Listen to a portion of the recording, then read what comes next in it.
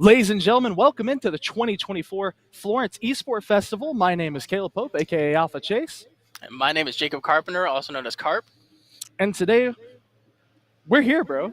Yeah. We have built up this whole time to come here to this wonderful thing. I mean, That's look at this great. venue, right? I know, dude. There's so many like computers everywhere. Like this is awesome. See, I won't lie. I thought it was going to be more of like a I don't know, like a smaller thing, and then it turns into basically like a convention. That was great. Which is wild to me. Yeah.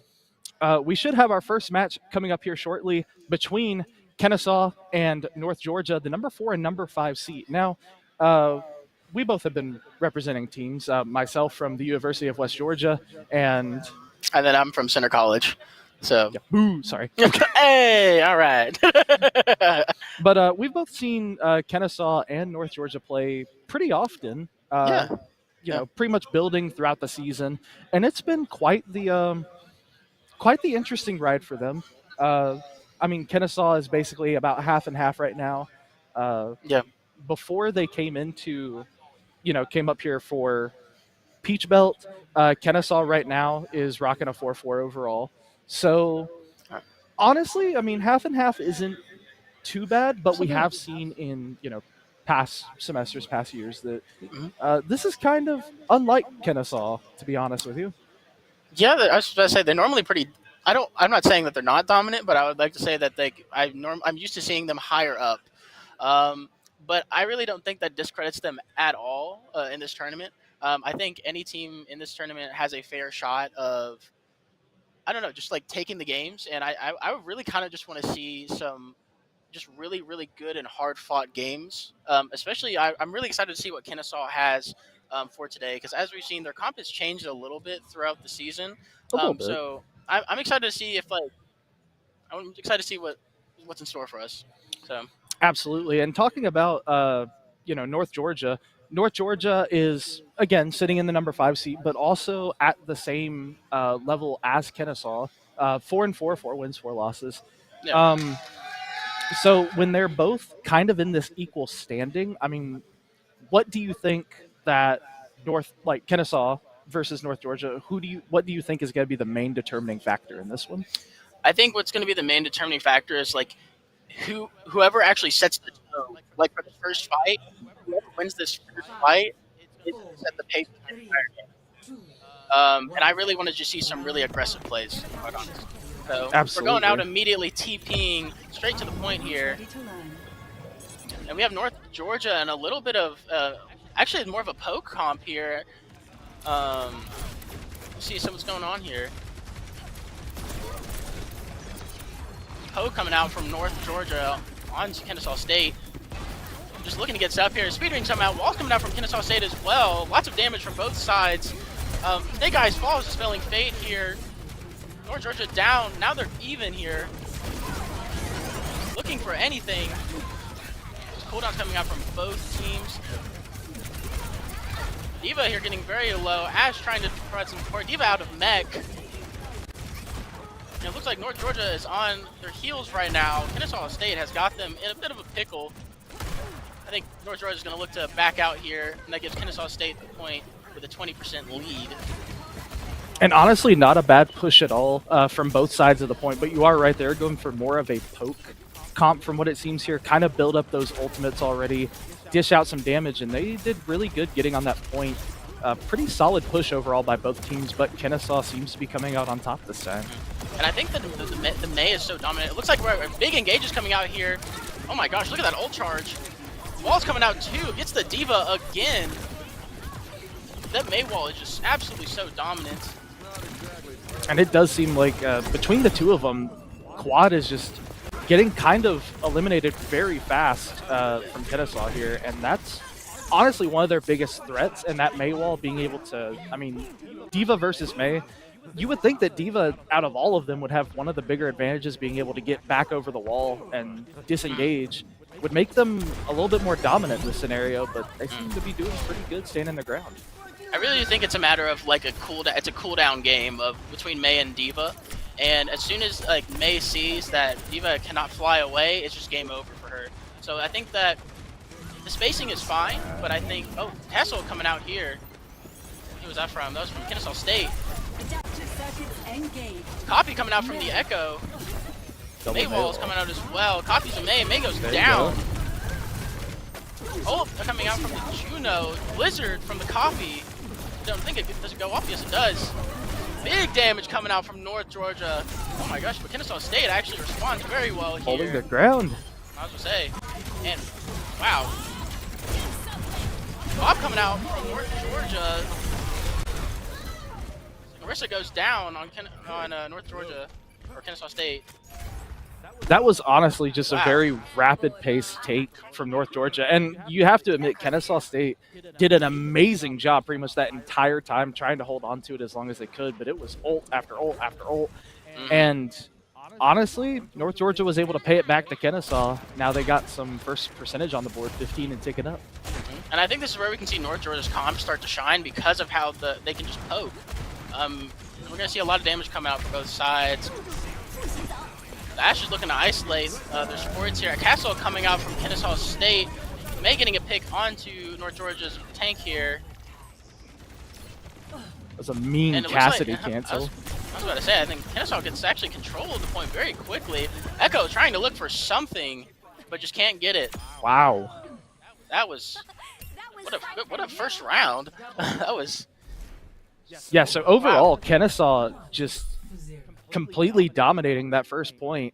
And, I mean, overall, I mean, their composition was great. Their strategic outlay was honestly really well set up. Even when they got pushed off of the point and North Georgia managed to get some, some percentage on the board, they basically just fell back, reset, and did a perfect retake at that point to knock us out of overtime. And as we talked about at the beginning of the game, it's like I wanted to actually see a team that was going to just come out and honestly just like hit them in the face. And I just wanted to see some aggression. This is exactly what Kennesaw State brought. Was they just got in their face with the Juno ring, and it was just very, very quick. Like you said, it was rapid. So. Right. We do have a little bit of a changing comp from North Georgia, opting to switch over to Tracer now. Oh my gosh, big damage coming out from Kennesaw State's Ash here. Spelling Fate gets a pick onto North Georgia's Ash. That was a very early pick for a support to be able to pick off there. Yes. Oh wow, and North Georgia's in a bit of a pickle in their own spawn here. And again, I think it comes down to what you were talking about. That aggression from Kennesaw, just absolutely dominating the playing field here, pushing them basically all the way back to spawn. Yeah. Where there just wasn't really much they could do, but we'll see a separate pick again from Quad, gonna switch over from Diva to Orisa. I really want to see North Georgia actually like use these Maywalls against this Orisa here, just to isolate her. But Maywall goes down. Oh my gosh, lots of damage coming out of North Georgia. Good picks coming out. They're currently even, but it seems like North Georgia is just stuck in their spawn.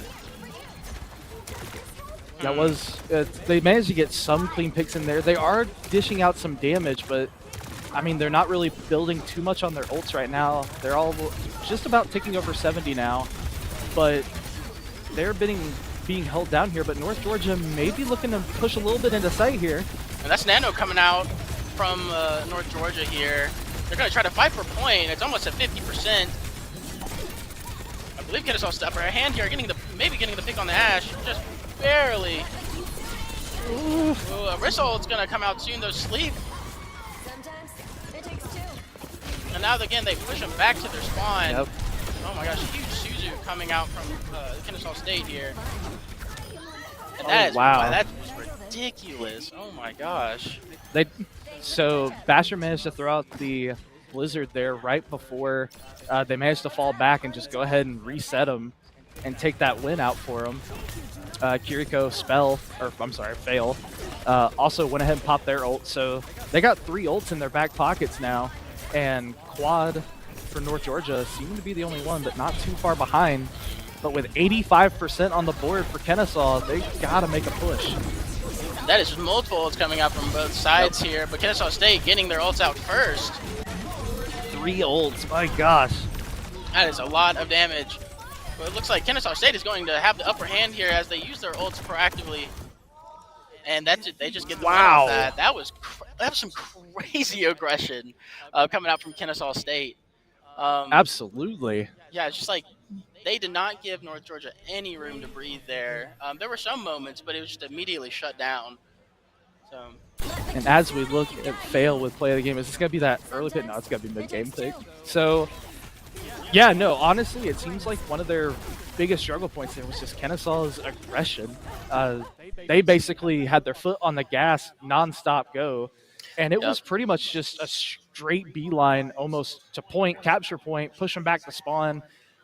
They got pushed back a couple of times by North Georgia, but they just didn't stand a chance in that one.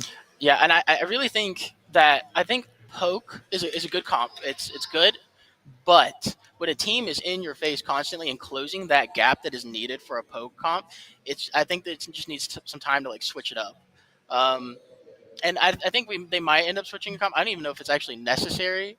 But if Kennesaw State keeps closing that gap, then I think North Georgia needs to start looking to change it up a little bit. Absolutely. And, at this point, you're sitting here looking between it, and you could be looking at a team comp, but it's just like, okay, maybe we should change our team comp up a little bit, and maybe instead of poke, go for more aggression, or if they're being aggressive, let's go defensive. And honestly, you could sit there and try to overthink it all you want. Right. But inevitably, you're going to end up in the same spot of, that was that match, now we got to come back up to the next match. Yeah. And we're going to be in a different game mode, different map, different play style completely. Right. And if I'm not mistaken, what is the next game? I believe the next one's going to be 66, I think. We're 66? I think so. Okay. I could be wrong. I mean, okay, well, that actually is pretty good for North Georgia then, because if they want to play the Ash here, or maybe even like a Widow. Yeah, get some of that. Use those high angle of attack. Get the distance, and a poke comp for this one, especially with those long routes of travel. Bob is a menace in long routes of travel. Yes. Dude, seeing Bob's come out that last game, was there like two of them that came out, or was it just one? Yeah, so they sent them out close to the same time. Yeah. But I think one of the other things that Kennesaw was very good at was ult economy, because whenever you're sitting here looking at ult economy, you basically were seeing two people use theirs, followed by three being in their back pocket for a reset and a push. And then you're looking at North Georgia. North Georgia was doing good at the start, and then all of a sudden they just started using all their ults at the same time for retakes or to try to prevent a push. So then they were sitting here while the percentage was going up and up and up, waiting for that percentage on their ults to come back. Yeah, and I think when it comes to using ults, it really is just a mind game, and it's very strategic. And I think when you start to use your ults in more defensive ways, and it's okay to use them in defensive ways, but I think like when you're actually like using them just to survive, I think that you got to switch it up of like actually using it proactively. And I think taking initiative when using ults is just very, very important, especially with ults like Juno ult or Blizzard and even Bob. Like those three are like so powerful. So, and I believe our next game is actually in Parizo. So darn, I think so. Yeah, it is. You're right. So yes, Paliso. But I think it still stands here that poke. I mean, this is a very poke-oriented map still, like we were saying. Route 66, Parizo, whatever it may be. I think both teams might play poke here. I think they're going to at least pick one sentry. I think it's either going to come down to a Symmetra or Torbjorn.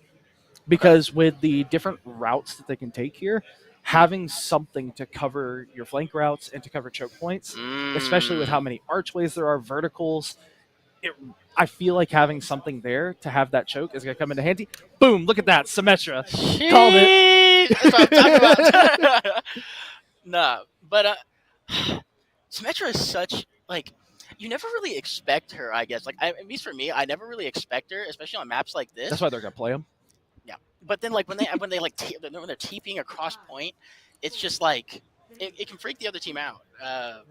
Shoot, I know it freaks me out, but but it looks like both teams are coming out. North Georgia on the attack here, so they're going to be put to the test again here against Kennesaw State. Yeah, so Kennesaw will be defending this time on the start here. dressed in blue, North Georgia in red. And honestly, North Georgia doing a pretty good job so far, getting them pushed back a little bit, using Echo's verticality over some of these buildings. And I really do like the Echo Ash pick here, especially on this map.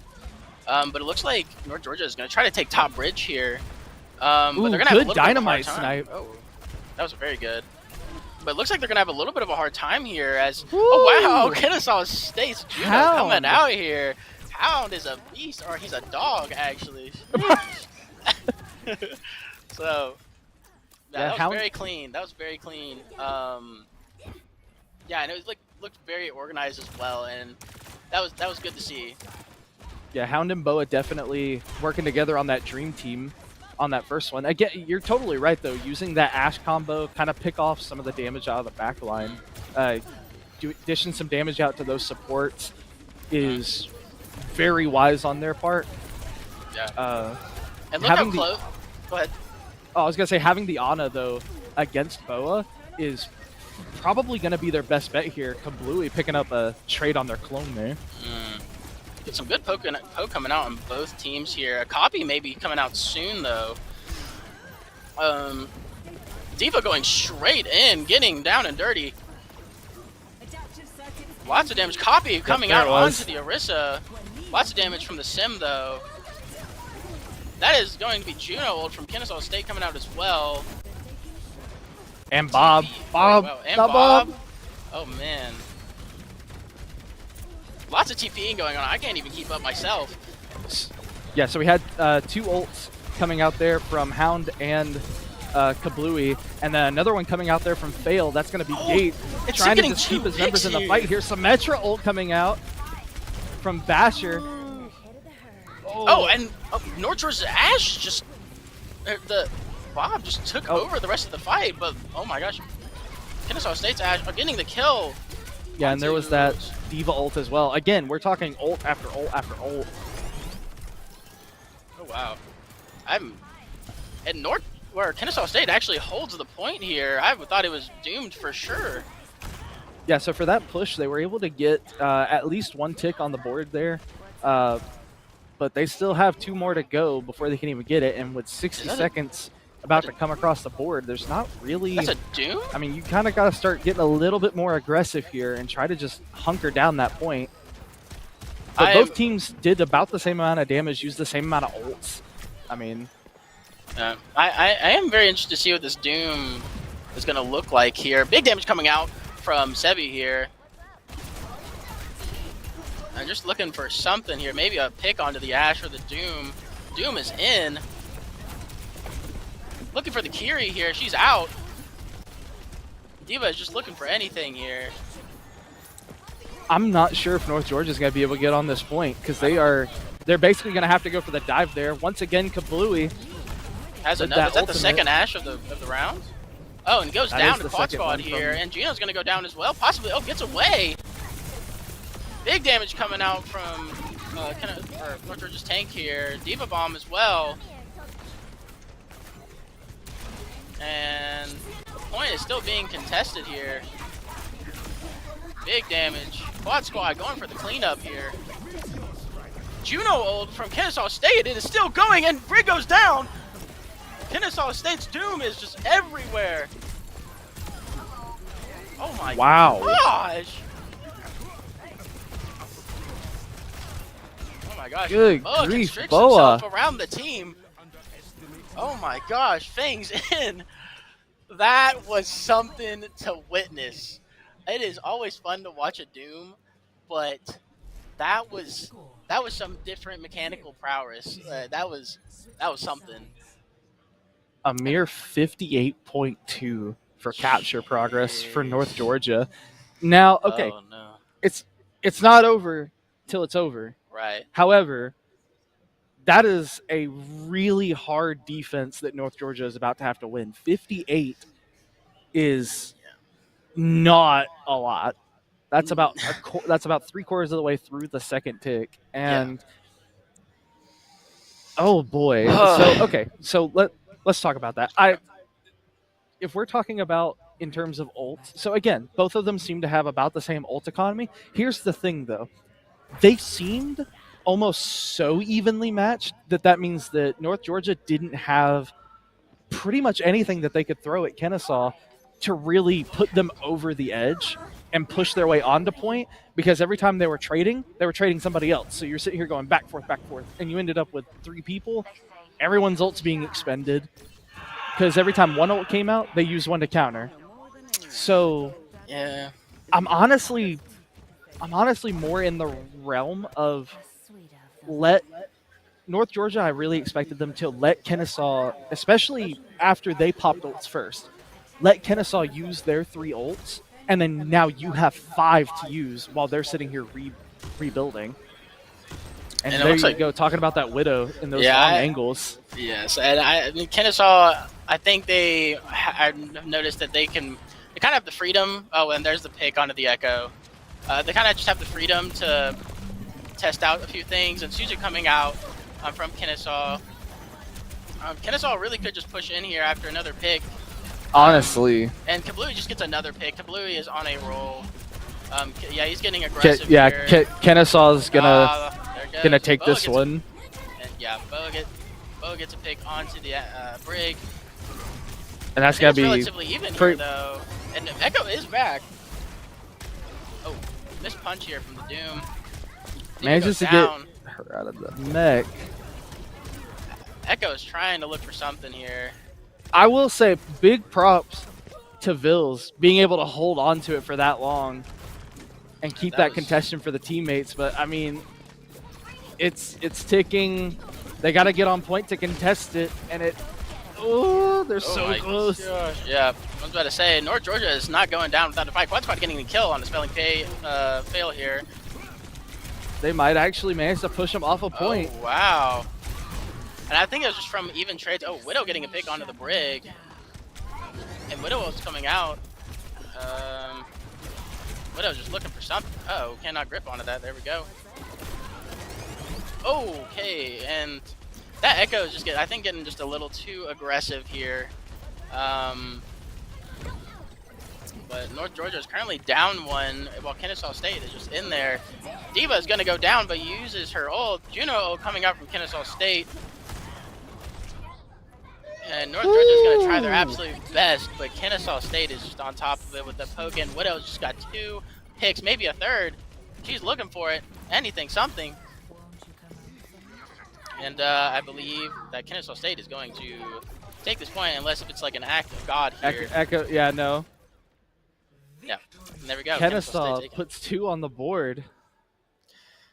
Whoa, I was not expecting that out of Kennesaw State's poke, to be quite honest. I thought that North Georgia was going to come out with their poke and have it locked down from what I saw from the first game, but I think Kennesaw State. That was mad. That was pretty impressive, and I think honestly, who was it? Kablooey, their Ash? Yeah, Kablooey is just getting pick and after picks, and just engaging the fight with as of a 5v4. So it's already putting them to a good advantage here. And honestly, I think we can really chalk that up to, again, just Kennesaw's aggressiveness, like being able to hold on to the high ground as long as they did, number one. But again, I was talking about before is whenever we're talking about ult economy, it usually is referring to one team is using their ults, the other team either chooses to combat that with their own ultimates, or alternatively they try to save it. And again, they were basically just trading back and forth, ult for ult for ult. So yes, it is something that will win Kennesaw right now against North Georgia in that round, putting them up 2-0 right now. But whenever it comes to later matches, there's a lot of teams that we have here today that will take severe advantage of that ult economy. Yes. And I think if I was Kennesaw right now, yeah, you're riding high on the fact that you're 2-0 in game 1. That's really good. Yep.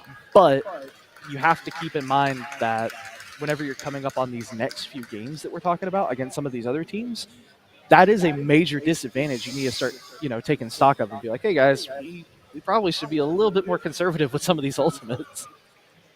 Yeah, and it's kind of like you said. I feel like that for this match it might be okay, but I think later when we get to teams that are just higher on the bracket later on in the tournament, like you said, I think it could potentially end up being a more negative thing for them.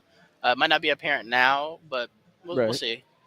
Um, but maybe we'll see a little change up this game here. I believe what is our next map here?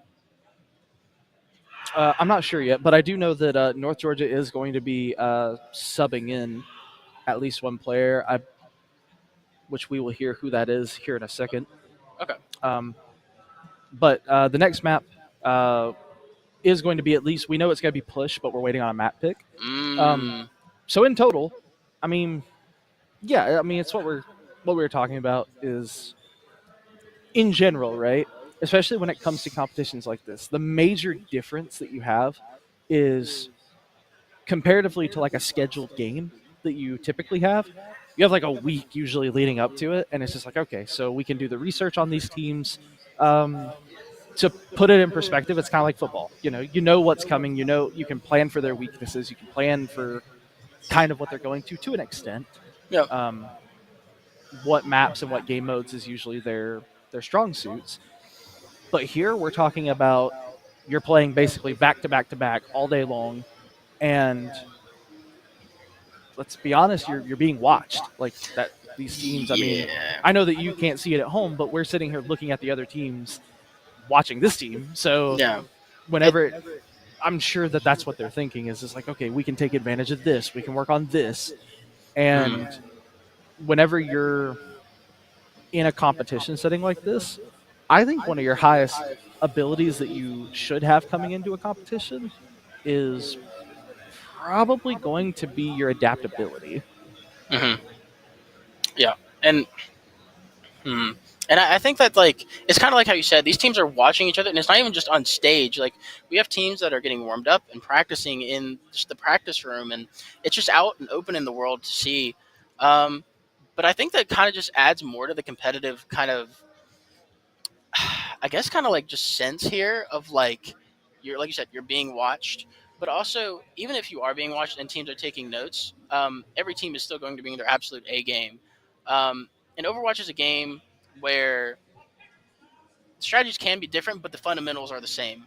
So I think as long as the teams stick to the fundamentals and stick true to what their plan is, that Right. we are going to see some really, really good plays and some good teams here.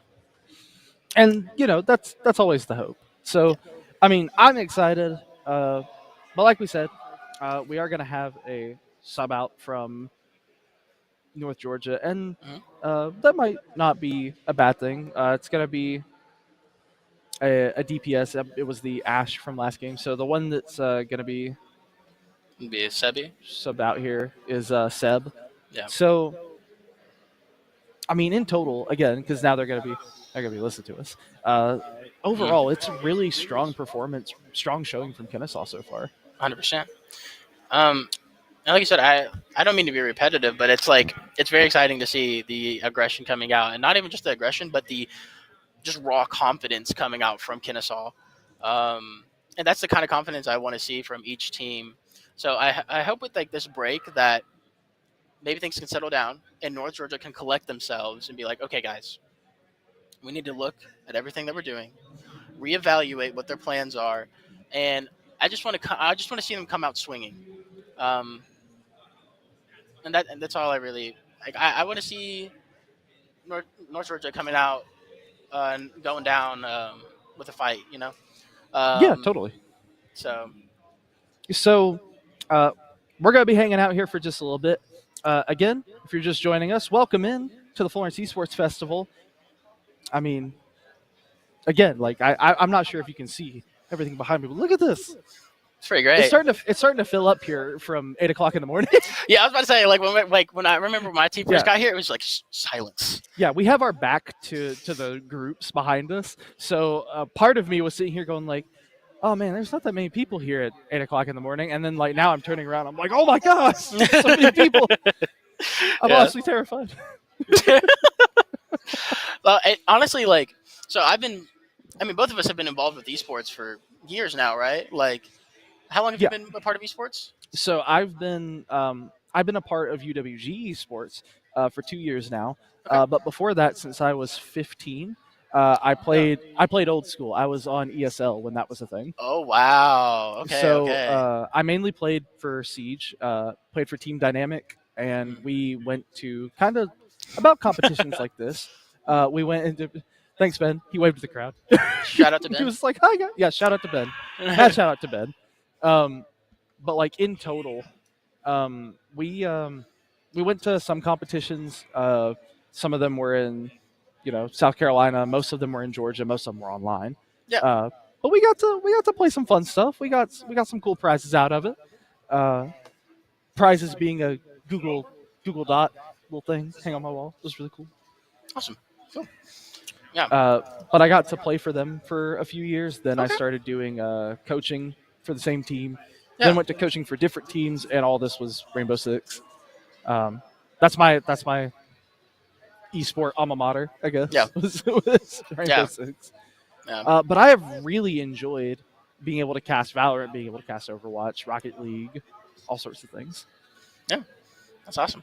No, I was gonna say like I've been doing esports also since I was like probably 13. Probably since I've been 13 playing competitive Call of Duty, Fortnite. Fortnite was big, but like being able to not just like be a part of esports, but like in a way, like both of us have like grown up with esports in a way and just competitive gaming and just being it seen put out, kind of like just everybody's here. Like nobody's like at like their house or their Everybody's facility. here. It's like everybody is here.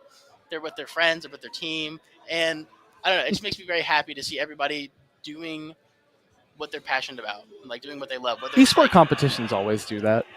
yeah, and I think It's a it's vibe. great. Yeah, I was about to say like casters are smiling. I'm smiling. Yeah, but even coaches are smiling. Not they don't even have their game faces on. They're just smiling. You know? I mean, true.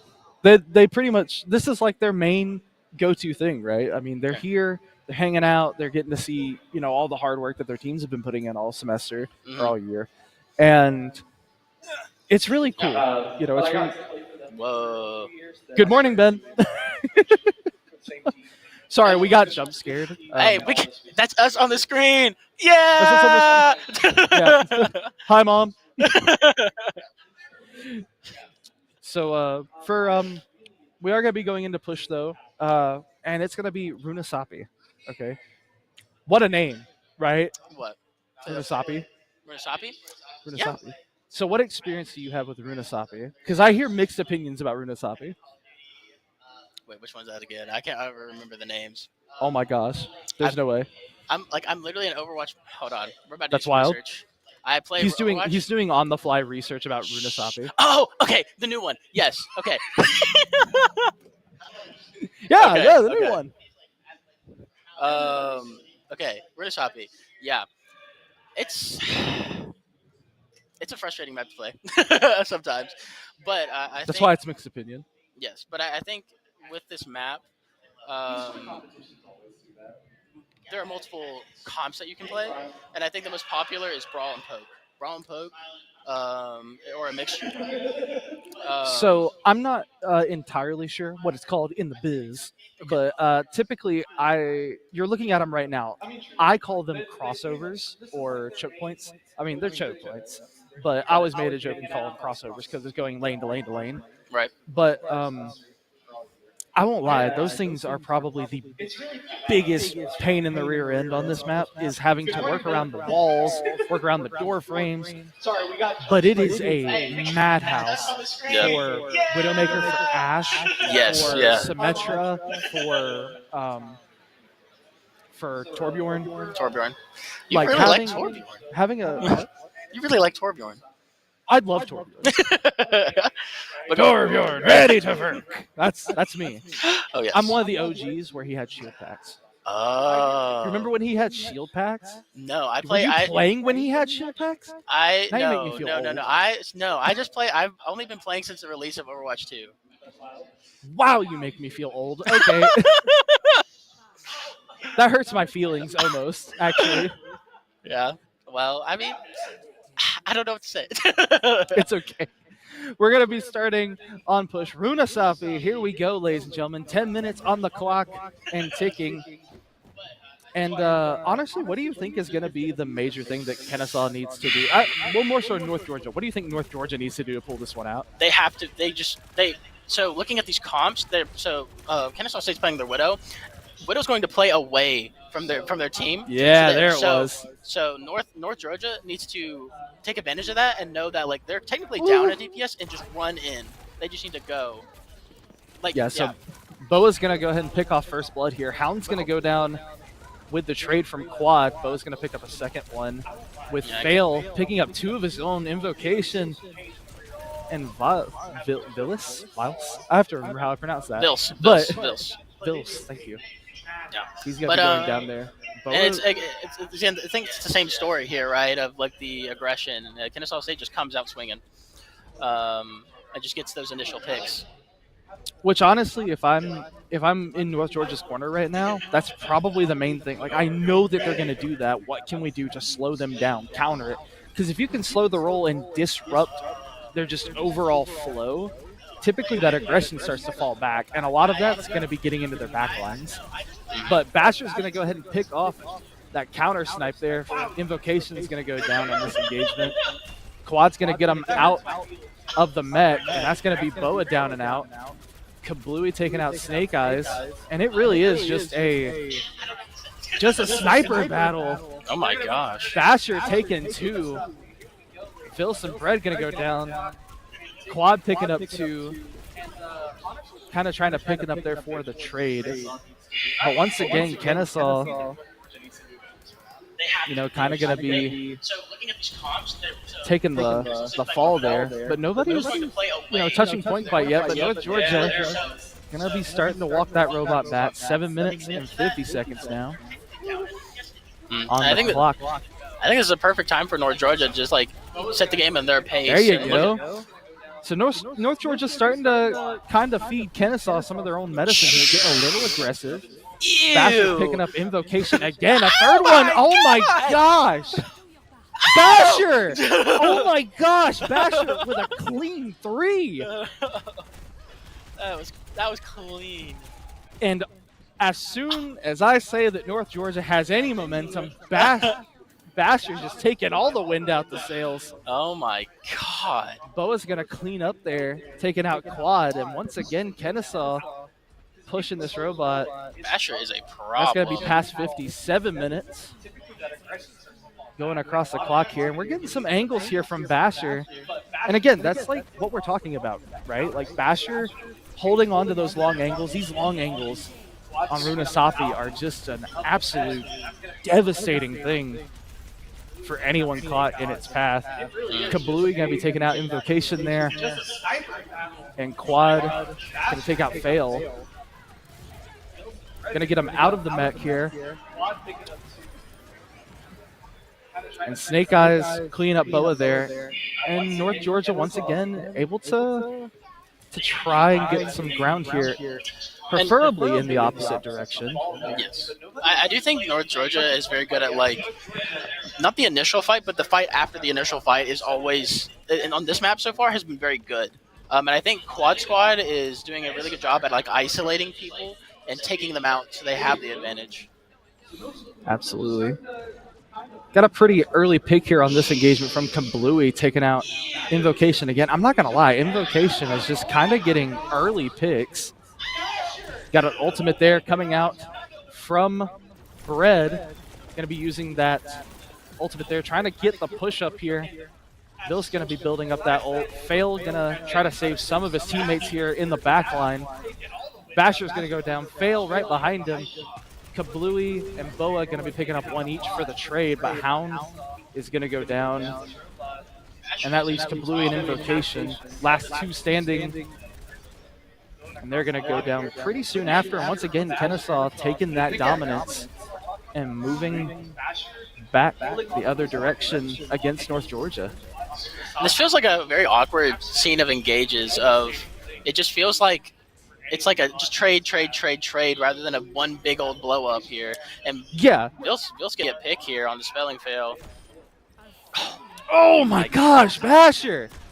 Trying to get some of the ski shooting. There it is. Snake Eyes goes down from Basher. trying to get that last healer. Not Oh. going to be able to connect that one, but doesn't really matter. Teammate's going to pick it up for him. Basher gets the kill on the Echo. Basher's a problem. Basher is a problem. Yeah, call them the American sniper because good grief. Basher is just taking headshots right now. Even when it's not a headshot, he's taking body shots. Oh, yeah. And it's really picking away at some of this damage here. I wonder what the accuracy So is. we are I wonder. coming across 4 minutes coming up here. We are going to have a contested bot, but it's not really going to last that long. North Georgia trying to get some movement back the other direction, and that they will have a little bit of uncontested, but a battle happening over here in Kennesaw's backline. Basher's going to take out Squad again. And it's just, and I totally agree with you. Basher's a problem. It just like leads to like a series of really awkward engages because once Basher or Kablooey gets picks onto anybody, it's so awkward in push because the team's down and they kind of just have to wait for their other teammate to get there.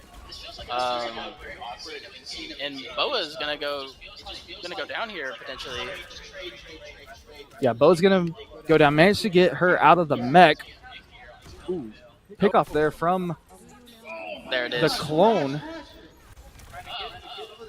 Sebastian manages to pick up Bills there with the sniper. Again, it's just Basher, bro.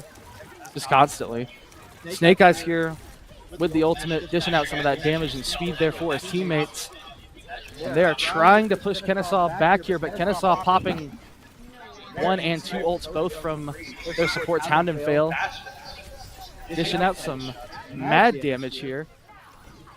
And they are going to manage to get this contested, just push them off the point. And that's going to be a clean sweep there from Kennesaw State. Do you remember how we were just talking about ults and like how Kennesaw State is just like so good at just like responding with their ult there? It really is just a example of that, and I don't know. That was, I think and again, it totally comes down to ult economy. Because, I mean, you're sitting here looking at it right now. Boa and Kablooey both have their ults in their back. Well, I say that. Boa decides to use that nuke. And Kablooey picks up one, gets the bomb on Invocation, and then a pickup there on Dread. And Snake Eyes going absolutely mad with Tracer. Uses that reverse, gets it out of there. Oh, so close. Hits the rewind to get out of the range of Quad. Yeah. Good on them. And they're just picking away at Quad right now. And then Razorback. Red's going to manage to take out Boa. But, I mean, wow. Yeah. That was, I don't know. I think, so both teams' tracers are a problem. I think we've not been giving them as much love, but like they've been like getting picks here and there, and it's really oh wow, tracer all eaten by the diva. That is pick on the dash. Yeah, so now the problem has changed from a Widowmaker over to a tracer, and both of them just dishing out damage. Sheesh. Gonna get rid of Hound there. It's there's just no support coming through your support. I mean, no, yeah. You're kind of just on your own. And Basher manages to pick up Quad there. Oh. Fail, taking out the clone. Are we about to see something nasty? We might be. Oh. Yeah, that Call of Duty no scope ain't really gonna go nowhere that time around. But it's no big deal. Yeah, there's the pick. So, like, got Kablooey once again taking out Snake Eyes. Bills pays it right back to him. And we really are just kind of in that like awkward contention where they're honestly pretty evenly matched overall. And pretty much the only thing making them either push or come back right now is going to be their ults. And without much to really show for it right now, they're both building. And Fail and Hound both got one in their back pocket for Kennesaw. Kablooey once again got to pick out Bills. It's just like trade after trade here. Oh, 2 picks. Oh, wow. Boa with a triple. Sheesh. And Fail's going to pull that one up for Diva. But he does get a double and an assisted third. And Kennesaw State taking third. Wow. 3-0. 3-0. Yikes. That was Basher totally wow. deserves to play the game. Wow. Yes. Oh, let's see this. Okay, let's see this clean pick right there. Disgusting. Kabam. Disgusting. Maybe double Gross. one. Gross. Oh Triple, my baby. God. What's that old adage from the game? Oh baby, a triple. Oh yeah. Yeah. Dude, that was insane. I honestly, North Georgia played well, but Kennesaw State, their DPS were just on point, and the mechanics, and the positioning was just there. And I was waiting for the widow pick. I was waiting for I it, was waiting for the widow pick. and then we saw it, and just Basher just blew it out of the water. Like that But was. it's like we said, it's those long lines that you can get. These angles on Runasapi are just it's the thing that either makes or breaks the team, if we're being completely honest. Yes. And it's a lot of things that a lot of teams either love or hate about that map right now. Is like there's so many long lines of angles. It's either you're either going to use them to your advantage or it's going to be your worst nightmare through the entire game. Yeah. Yeah. And in North Georgia's case, it was their worst nightmare. It was, and I think they did have a shot at winning that match. It was just there was just like an awkward like exchange of trades throughout the entire match, and eventually Kennesaw was able to take control and get the picks that they needed at the end to win the game and close it out. So Absolutely. And, that will leave Kennesaw with a 3-0 victory against North Georgia this time around. And coming up next, my homeboys, the University of West Georgia Wolves versus Montevallo, which will be coming up at 3 p.m. And Kennesaw will face the winner of this match to rune it up. Now, I'll be honest, UWG is 8-0 right now, undefeated. Not to toot my own horn. Well, not my own horn. I'm not playing. but 2 forfeits. We'll talk about it. I'm playing. Up next, we'll have University of West Georgia versus Montevallo at 3 o'clock Eastern time. So stay tuned, and we'll see you back here right after this.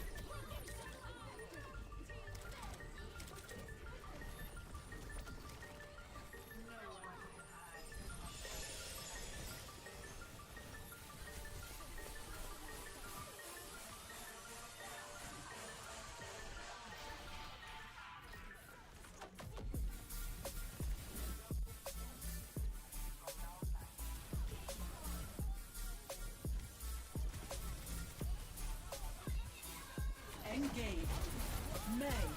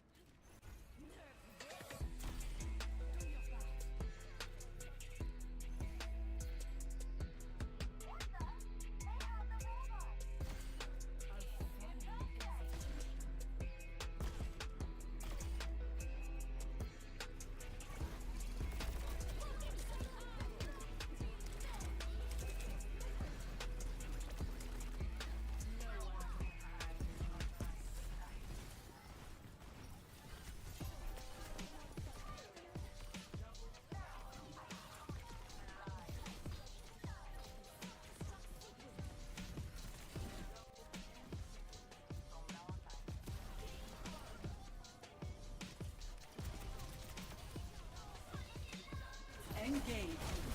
May.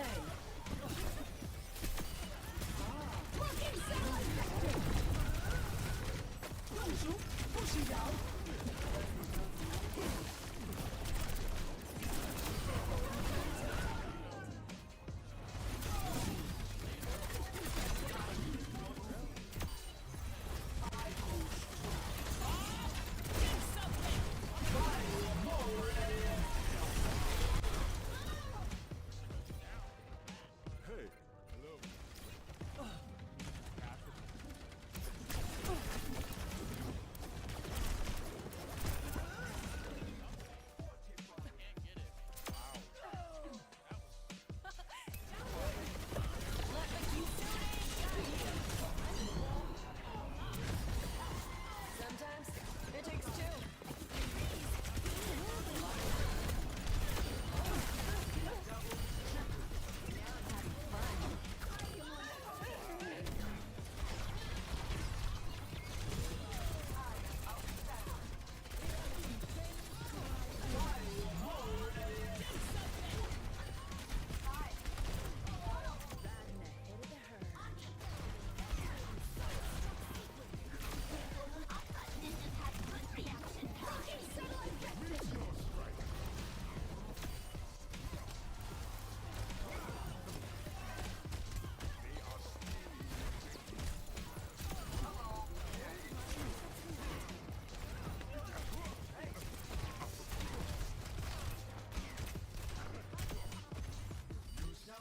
Underestimating.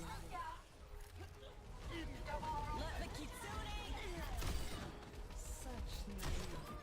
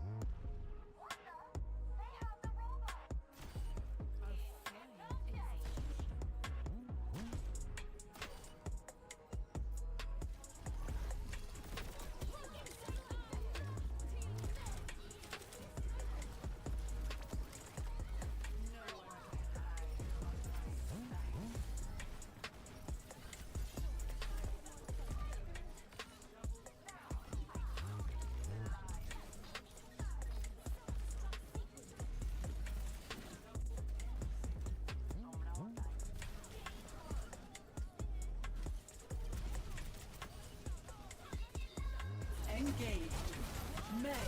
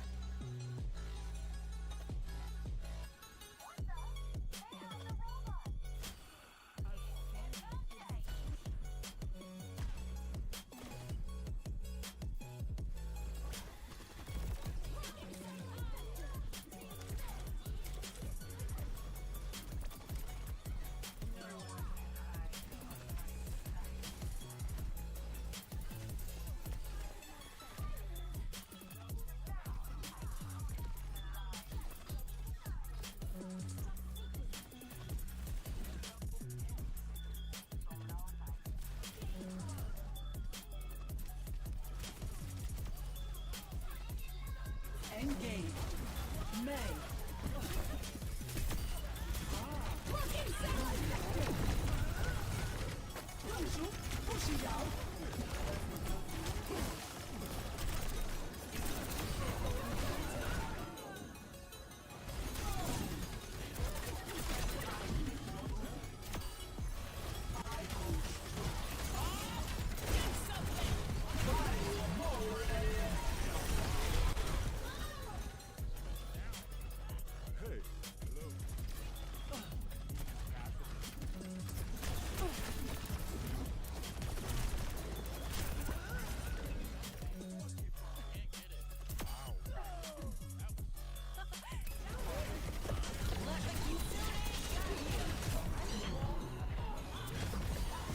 Sometimes it takes two.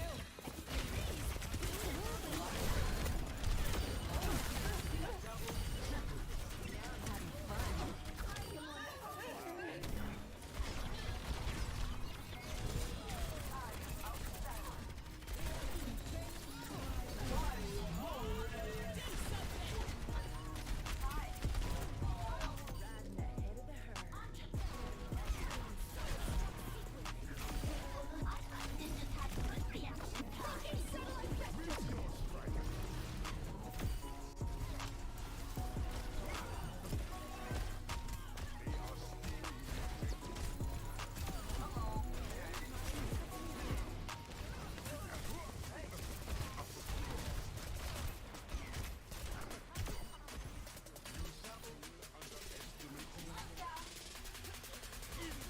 Let the kitsune.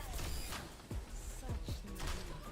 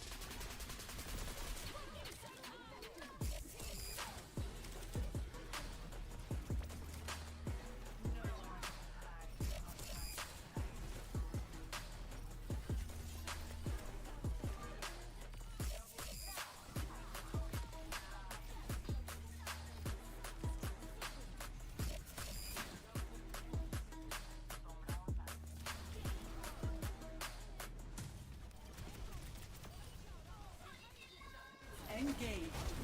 May.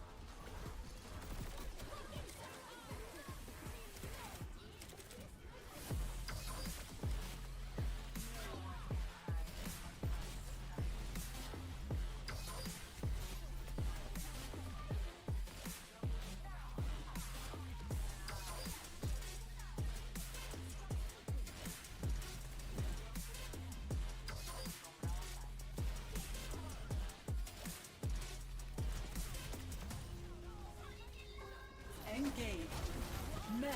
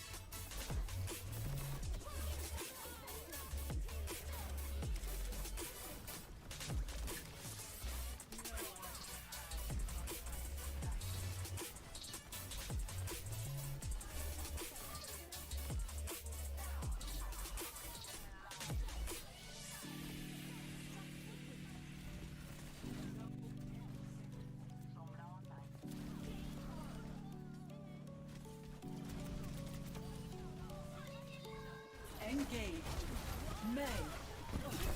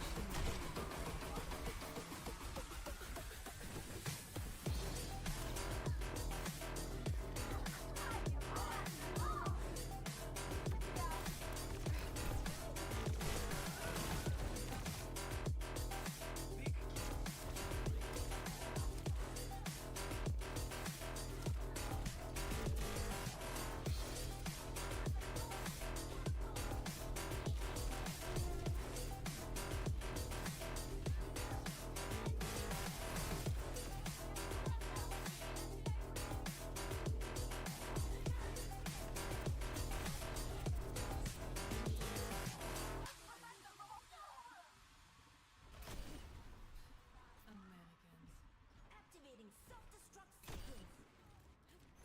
Nerf this. Do your part. What the? They have the robot.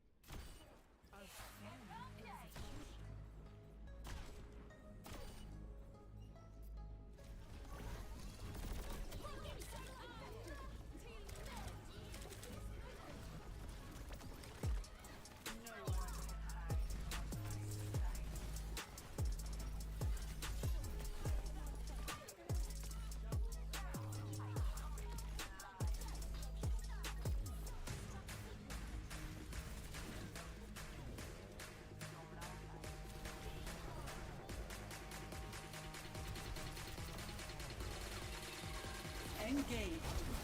May.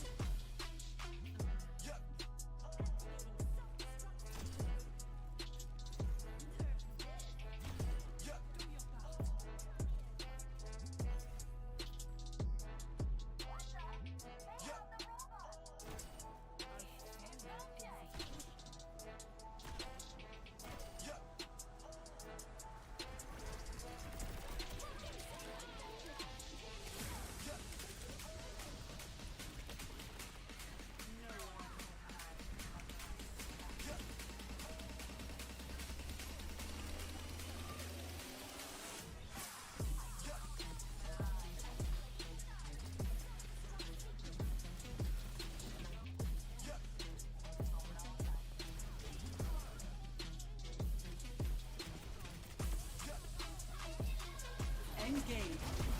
May.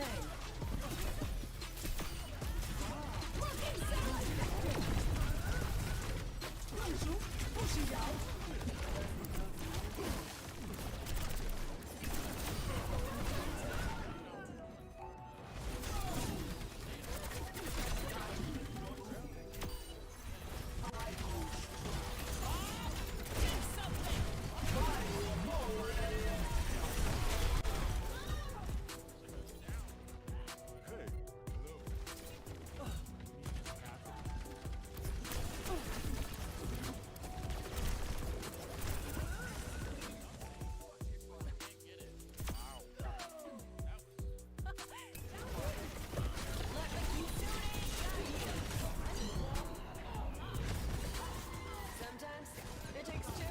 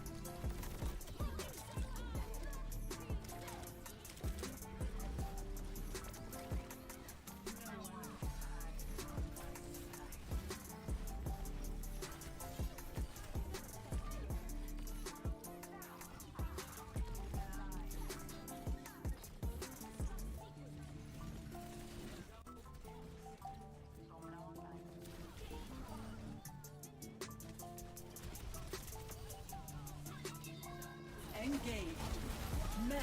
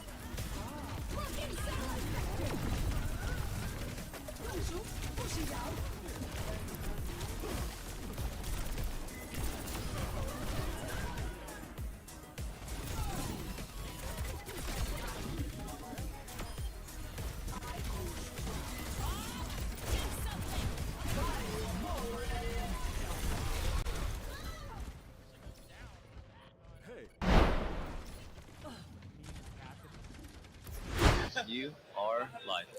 Ladies and gentlemen, welcome back. Welcome back to the 2024 Florence Esports Festival. Once again, my name is Caleb Pope, aka Alpha Chase. My name is Em, also known as Encrease. And Em, welcome to the show. How's it going? It's not really a show. Okay. Welcome to the stream. Welcome it's about to be welcome a to show. the live, right? So Feeling pretty good. Feeling pretty good. awesome. So in case you're just joining us, we did have quite a blowout game between Kennesaw versus North Georgia. Taking the 3-0 victory was Kennesaw, and now we have both of our alma maters at the moment. University of West Georgia versus Montevello, and I forget what your mascot is. It's Falcons. We're the Falcons. And you're the Wolves. We're the So Wolves. Yeah, birds versus canines. This will go well. So just a little bit of pre-up right now. They're still setting up their game right now. So I don't know. Tell me about Montevello. Tell me about the Falcons. What's kind of their strats? What you got? I won't tell. We play a mean brawl comp, I will say. That is our strongest composition we can run against. We love running Reinhardt. Jake is known for his Reinhardt I love play, running so Reinhardt. he even has like a little inflatable with him. I wish you can see it, but he's just like waving it around. He's ready to play some Rhine today. Maybe during one of the midpoints, he can hand it down to us, and we'll show it on camera. Heck yeah. I'll do a really poor Reinhardt impression. Just be like, Jake! Yeah, for Jake. A man after my own heart, right? I love Reinhardt. I can't help it. But yeah, so they more on the brawler side of things, right? Yeah, and with the current meta being Juno and Brig, it just works out for them to play the Rhine. Which is such an interesting thing I was going to ask you about. How do you feel about the meta changing? I mean, it's a new character. Yeah. Juno makes sense. But what about Brig? Brig is kind of insane. I love Brig. I'm a Brig player, so I just enjoy when Brig is ever in meta, so I'm a little biased. I played Brig before she was meta, so... Did you ever play Brig in Overwatch 1? Yes. Yeah? That was some good times. Great times. Miss it. So, once again, our first map is going to be Nepal. So what do you think? What's going to be the big takeaway here for Nepal? They're going to be looking for those boops right now. It looks like it. And I will say, Dax for the Wolves is a primetime booper. Yeah, he loves his Lucio. I've been against it before. He loves his Lucio. It's scary. It's he's not going to be playing Lucio right now. He's going to be playing Juno to start out. Oh. I usually see him on Ana, so that's pretty interesting. Oh, no, wait. Did I see a Lucio? You did not see a Lucio. Not yet. So, so usually he's been trying to kind of lean out of his Lucio arc, So his Lucio arc has been very, very dominating. He always plays Lucio. But he's been kind of leaning into the meta a bit more, playing a bit more Juno, playing more Bridget, playing more Ana. Yeah. Now, Ana is a little bit of a harsh pick a lot of the time because you have to be like dead-eye accurate. Yeah. And plus the nades are very useful. The nades are very useful. I think mainly the reason that they've been using it is specifically because brawler comp is the main thing people have been using. Yeah. Being able to sleep people, especially during ults, is just way powerful. Mm-hmm. Are you going to see Dax hit any sleeps today? Any nasty sleeps? Today? Today. I know he was late to get here because he slept over a little bit. But I'm assuming we're talking about in game though. So whenever it comes to playing a game, I did see a couple smooth ones during practice. But I have seen him plenty of times ult cancel with those little sleep darts. Heck yeah. They're pretty nasty. But Uh, I think. What do you think is going to be Montevello's big like advantage over an opponent like UWG? Because I mean, we're whenever you're looking at again talking in the real right, Yeah, yeah, UWG right now is 8-0. They're in the yeah. number one sleep. See, now we're talking about sleep, Yeah. but they're in the number one seat. They're sitting pretty right now, and They are. they've had a couple of close calls, but Mhm. they've been able to come out on top. So what Montevello is, 2-6. So what is Mhm. their strategy to go against such a powerful opponent? I think we're just gonna look for picks. I mean, UWG, they play so concise, so like close together. They just know what's going on. So I think we're gonna be looking for individual picks. We're gonna be looking for probably just playing off from Jake and Sparfu. Well, then I look forward to seeing how they go. That is such an interesting name, Sparfu. Sparfu. Sparfu. I love that. It rolls off the tongue. Sparfu. I don't know. It's so like creative.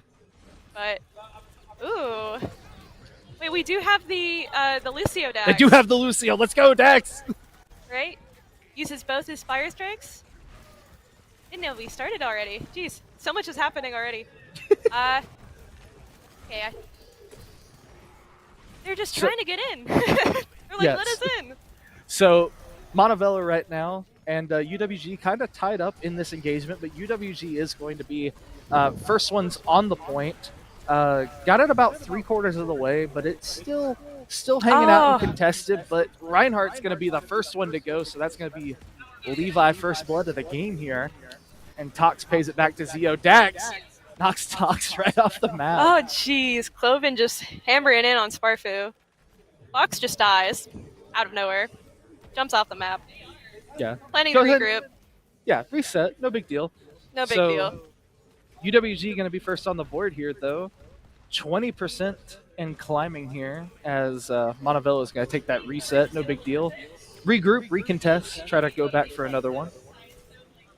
Levi already almost getting that mail so quickly. That's probably going to win them the next fight. Absolutely. And one of UWG's biggest strengths, at least from watching them over the last couple of semesters here, is honestly their ult economy. Being able to consistently build ults, hold on to them for when they need them, not just when it's convenient. And it seems like they're doing just that. Levi, Pesty, Dax, and Theo's pretty close behind. Levi's going to go ahead and toss out that Blizzard, though. That was a really good Blizzard. Saw that Sparfu got a pick earlier, but we just got that Blizzard out. And it was over. Now, Coming up honestly, on 3 ults on Montevallo. that is pretty nuts. Cloven Rocket 96 about to have his ult in their back pocket as well. Oh, yeah? But Sparfu has a high noon hanging out, and just Jake has a now. Okay, Cassidy and a Reinhardt ult is pretty devastating. If Pretty they can line devastating. it up to each other. But we also have the Ram ult and the window to follow up on that. So I don't know. This is going to be Oh, close. Oh, goes for he that pops ult. it. Goes for the ult, hiding behind the shield, Hiding. looking for it. Oh, he pops Oh! pops the wall. Oh, the May wall saved him. Oh, There goes the and beat Ram drop there popped from ult. Dax. Zeo popping out his, and he's going to get a little bit of damage. Cloven picks up 2, though, with his ultimate. And And that's UWG first secures round. that first round. Dang, that went by really quickly. They just kept picking off Montevallo, and they just kept having to like group up. It's just I would like to point out that half the yelling you're probably hearing in our background is not that of the crowd. It is that of the players, because we're sitting right next to them. UWG does have a tendency to be very loud and rambunctious. They're very excitable people. yes. So Oh. we're going on to our second point on Nepal. Now this is where Dax is going to be very dangerous Oh, against yeah. non-savable players. But And they're also If- playing a Lucio Juno comp. Oh, never mind. Lucio Curie. They dropped the Juno. they drop the Juno, pick up Curie, and Levi is going to pick up Tracer, and we're going to have a switch off of our tank and other DPS as well, switching for Genji and Cloven with Junker Queen. I like the Sparfu pick on Levi. Let's go. I like the Ash pick a lot here. I like It's very Jake's good. pick on the Doomfist, going for a bit of a Doomfist. dive build a little bit. He loves his Doomfist. God help me. God help you. Zio's gonna pick first blood off of this one. Fox is gonna go down. M soon behind him with Pesty. Stack's gonna get that boop off. Is he gonna get it? Is he gonna get it? I don't know, but Cloven got a throwing knife like this is a Call of Duty lobby. They just Dak- play so close together and so concise. Like they just their team, like I don't know, they're so good. Hug. I'm at a loss for word. I'm at a loss. Now Montevello did have a really good push there at the beginning. They got about 3/4 of the point captured, but then they just kind of got, a little bit bullied off of it Yeah. by Junker Queen. Junker Queen is a dangerous thing to play against. Oh, they're a little split from their team though. Yeah, a little split up here. Dax is going to take out Sparfu, but Fox is going to pay it back to him. Zio's going to go down. Cloven once again going to get that throwing knife onto Tox. Cloven is getting bullied by both their supports. Oh my gosh. Wait, Yeah, does he live? Cloven? Aw. Cloven? So Cloven's going to go down from Fox oh my gosh. Juno's that poking out Juno. Genji. Oh my, Fox is he's so aggro today. I will say that both of these teams have incredible accuracy. Fox going to take out Pesty, Zio with M's. Tox going to go down from Levi with that pulse. That's a nice pulse right there. Oh, Dax. Dax getting He bullied lives? by Jake into the corner. Not going to finish the job, though. I kind of don't know why. I don't really know why Jake didn't go ahead and take out Dax, to be honest with you. I'll but give you a Fox Jake is gonna pick it response up for him. you. That's Aura. Oh, that's Aura. That's Zio's Aura. going to throw out Dragon Blade here. Oh, Going that's. to pick up Spar. Oh, Emma bashes him out of it. That's Queen mad ult. disrespect Cloven gets Emma. with a punch. Yeah, Cloven's out here pretending like this is WWE. Take that uppercut. Collegiate spray. I see you, Levi. I see you. Represent. So 90% UWG looking to make this one a 2-0. Jake's trying to get that last second dive in here to contest. And He's trying. Yeah, he will have it contest at 99. We're in overtime. Maybe Rest of we'll the see a team trying to blade. come in There here. it There's is. the blade. Cloven's going to take out M, so they are without supports, though. Tox is he going to gets manage Levi. to get Levi. Doing a bit of damage, but Montevello is not going to go down without a fight, taking this up to a 10 up. So they're getting some points on the board here, taking that percentage up. We can turn this around, surely. Oh, yeah, no, I mean- it's not over till it's over. I mean, you can always... UWG definitely has ult advantage over us, but I mean, we still got it, right? I believe in you. Looking a little close. So Montevello, 30% up. Doing a little bit of poke damage here, trying to maybe build up some more of these ultimates to combat the eventual UWG push here. UWG going for that left-sided flank here. Hitting some aerials over here. Pesty takes out Zio with Spar on the dash. Nice dash. Got a little bit of deflect damage there from Zio. Pesty takes out Fox. That's both of the supports down and out of the fight again, which That's leaves pulse Jake out. and Tox by themselves with Spar. Zio takes out Tox. Dax takes out Jake. Dax takes out Jake? That's goat. All right, then. That's Dax goat. Takes that rewind there. Not really going to be able to save them, though. But they are still Sparfu contesting. tries to blink on point. Yep. Tries to contest the point. Going to go down from Pesty. And Dax going to hold it down with the boot. And hits the beat drop there for that last one. And UWG is going to take this first game of play. That was way too quick. It was pretty good. That was pretty good. Man. Cloven with the Ramatra play of the game. Oh, and they're all frozen. So beautiful.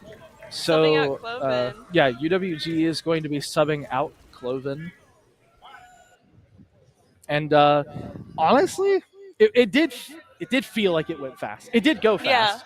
But Montevello was not like helpless at all.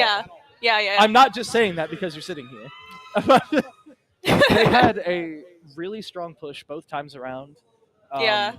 They managed to get on the point, contest it. They did Mhm. really good contesting it. Get some early Um, picks as well from Sparfu. Yeah, very good picks, very good poke damage going into it. Honestly, I think one of the major downsides that we're looking at it from the outside. They're actually playing it. Mhm. Um, the only major thing that I really saw is that UWG was focusing on eliminating those supports first, Yes. so that way they could get rid of the squishies. And Right. that's kind of the trade off you get with somebody like Doomfist. Yeah. Is Doomfist is more squishy than Reinhardt is, Hmm. but he's really good at the dive, really good at dishing out damage, really good at saving and mobility, Really good at killing supports in general. really good at killing supports. But you're sitting here looking at someone like Junker Queen, who Mhm. can buff herself, who has a long range attack compared to Doomfist. Heal herself. She can. And Yeah. she can heal herself. She's got the boost. She's got the being knife? able to The axe. being able to pull people towards her is insane. I love playing JQ. She's so much fun. One of my go-to tanks. Junker Queen is a absolute menace to play against, and Cloven is probably one of the best Junker Queen players that I know. I love me Orisa personally. I know all other tank players hate Orisa. Yep. I get that reaction every single. I have the Orisa Jade gun. I'm that hopeless. You got her Jade already? Oh my gosh. Orisa Jade gun. I know. Just strike me down as I stand. Well, luckily you're sitting right now, so Yeah. you're not gonna get struck down right now. But in total, again, Montevello was not at all defenseless. They had really good dives, really good movement. They were managing to get really good picks. I think their main struggle was like a couple of times I didn't see like Jake. I don't know why he didn't take out Dax. He had a basically dead to rights in that corner. He Yeah. was stunned, and instead he fell back. Maybe that was just something we weren't seeing at the time. Maybe. But it seems like they could have targeted maybe a bit more of the supports. Yeah. Maybe switch to more of a tanky tank instead of a dive. But Yeah. overall, though, not a bad showing by Montevello. They did not get clean swept at all.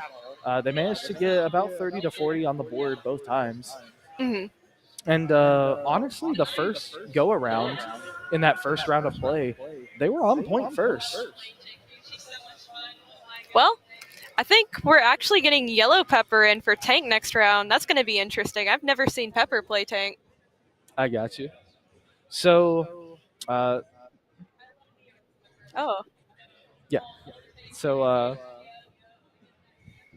we're gonna have Yellow switching in or Pepper switching in for one, and Raiders gonna be switching in for the tank. Oh, okay. But honestly, not a bad showing on both sides of the field. But UWG will take this first round of play here in game 2 of the day, and I'm excited to see how this next one goes. So we'll take a quick break and we'll bring it back right after this. Stay tuned, guys. See ya.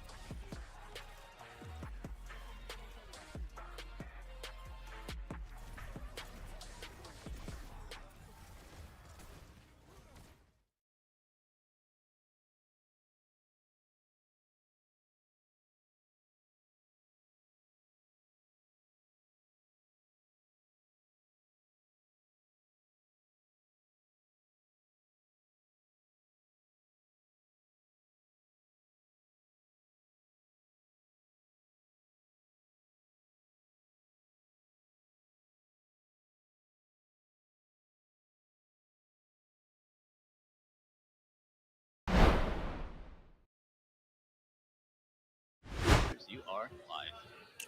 Welcome back. Oh, good job. We did it. We were in sync. We're not Backstreet Boys. Not yet. That was a good joke. I look to you to laugh at that. You know what? That's cool. It's okay. Sorry. We're not in sync with Backstreet Boys. But Oh wait. Oh, now I get it. man, I'm old, I guess. But yes, welcome back to the Florence Esports Festival.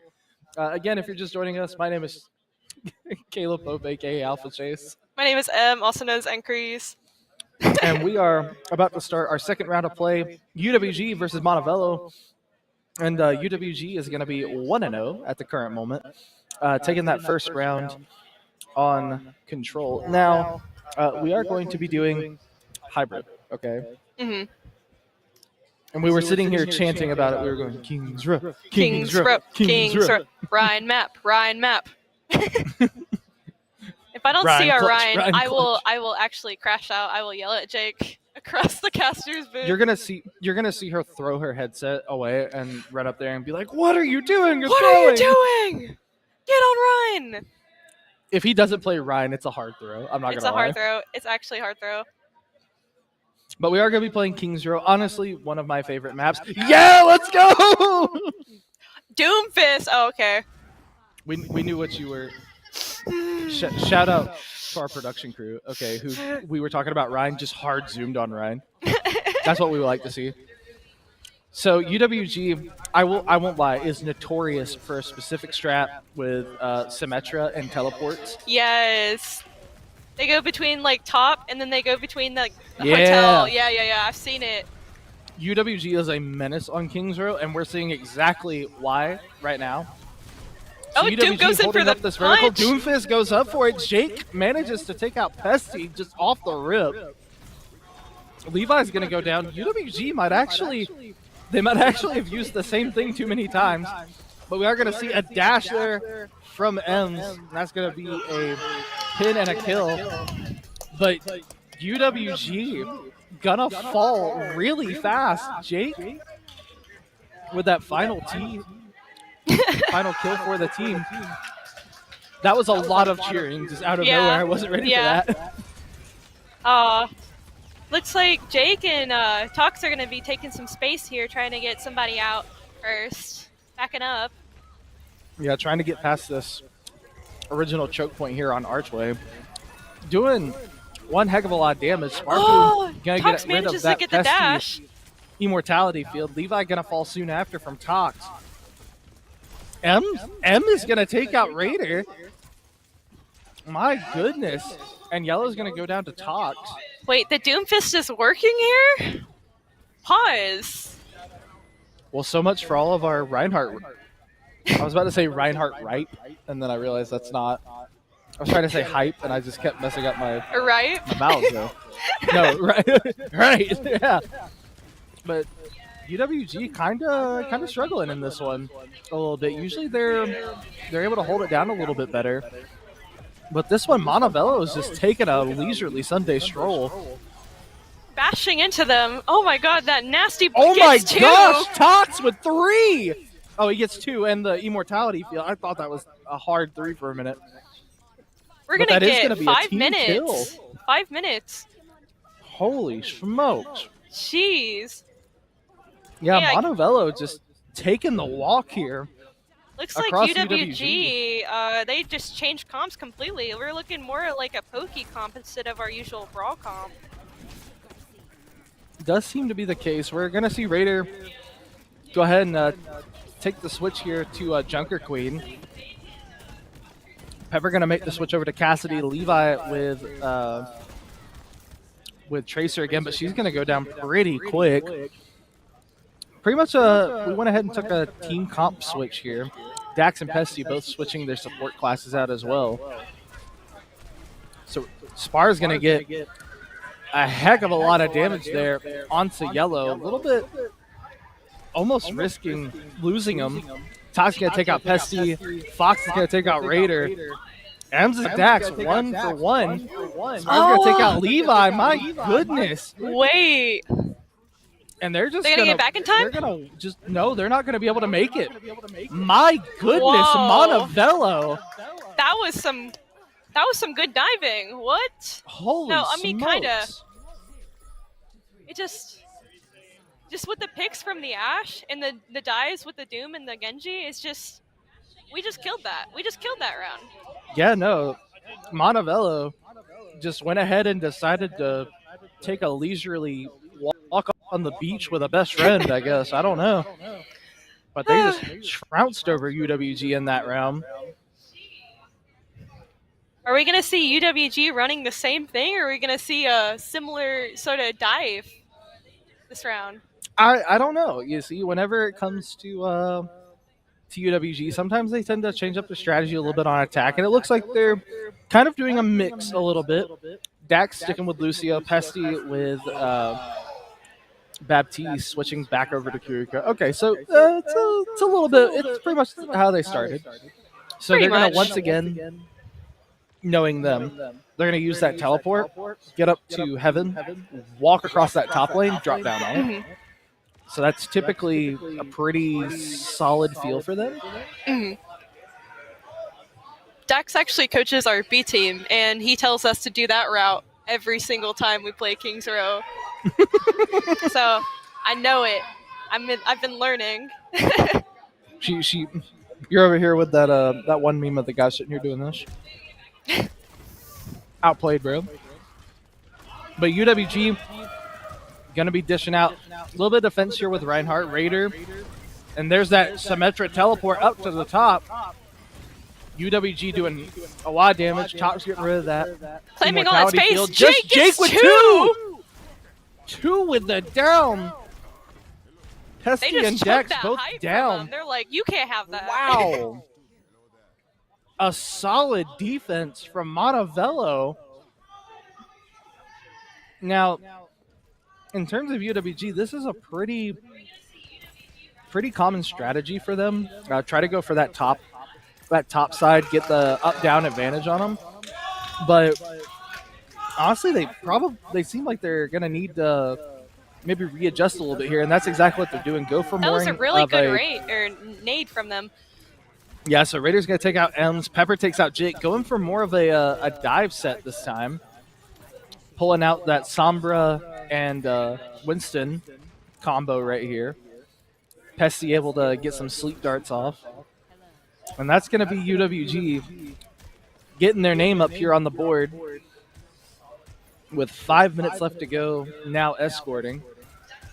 So they might be able to make it to the end, but they're not going to beat 4 minutes and 38 seconds. I don't think that's going to happen. Nice nade from their Ana. Almost killing Ems, but Sparfu manages to get two. Raider and Levi going to go down pretty quick there in that engagement. You got Sparfu trying to get some setup here.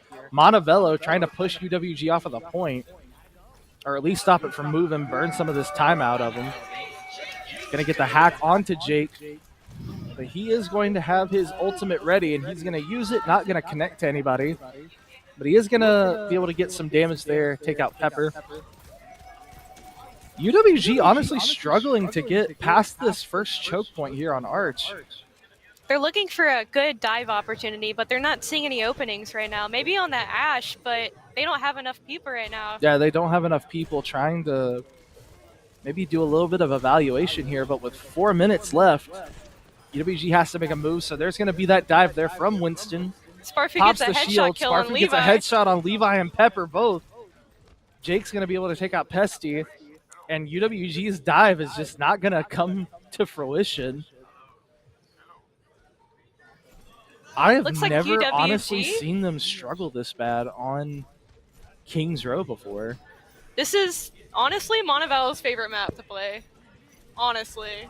And I love King's Row. I think it it's one of shows. UWG's map too, but I guess whenever it comes to the strategical outlier, it seems like Montevello just has this one on lockdown.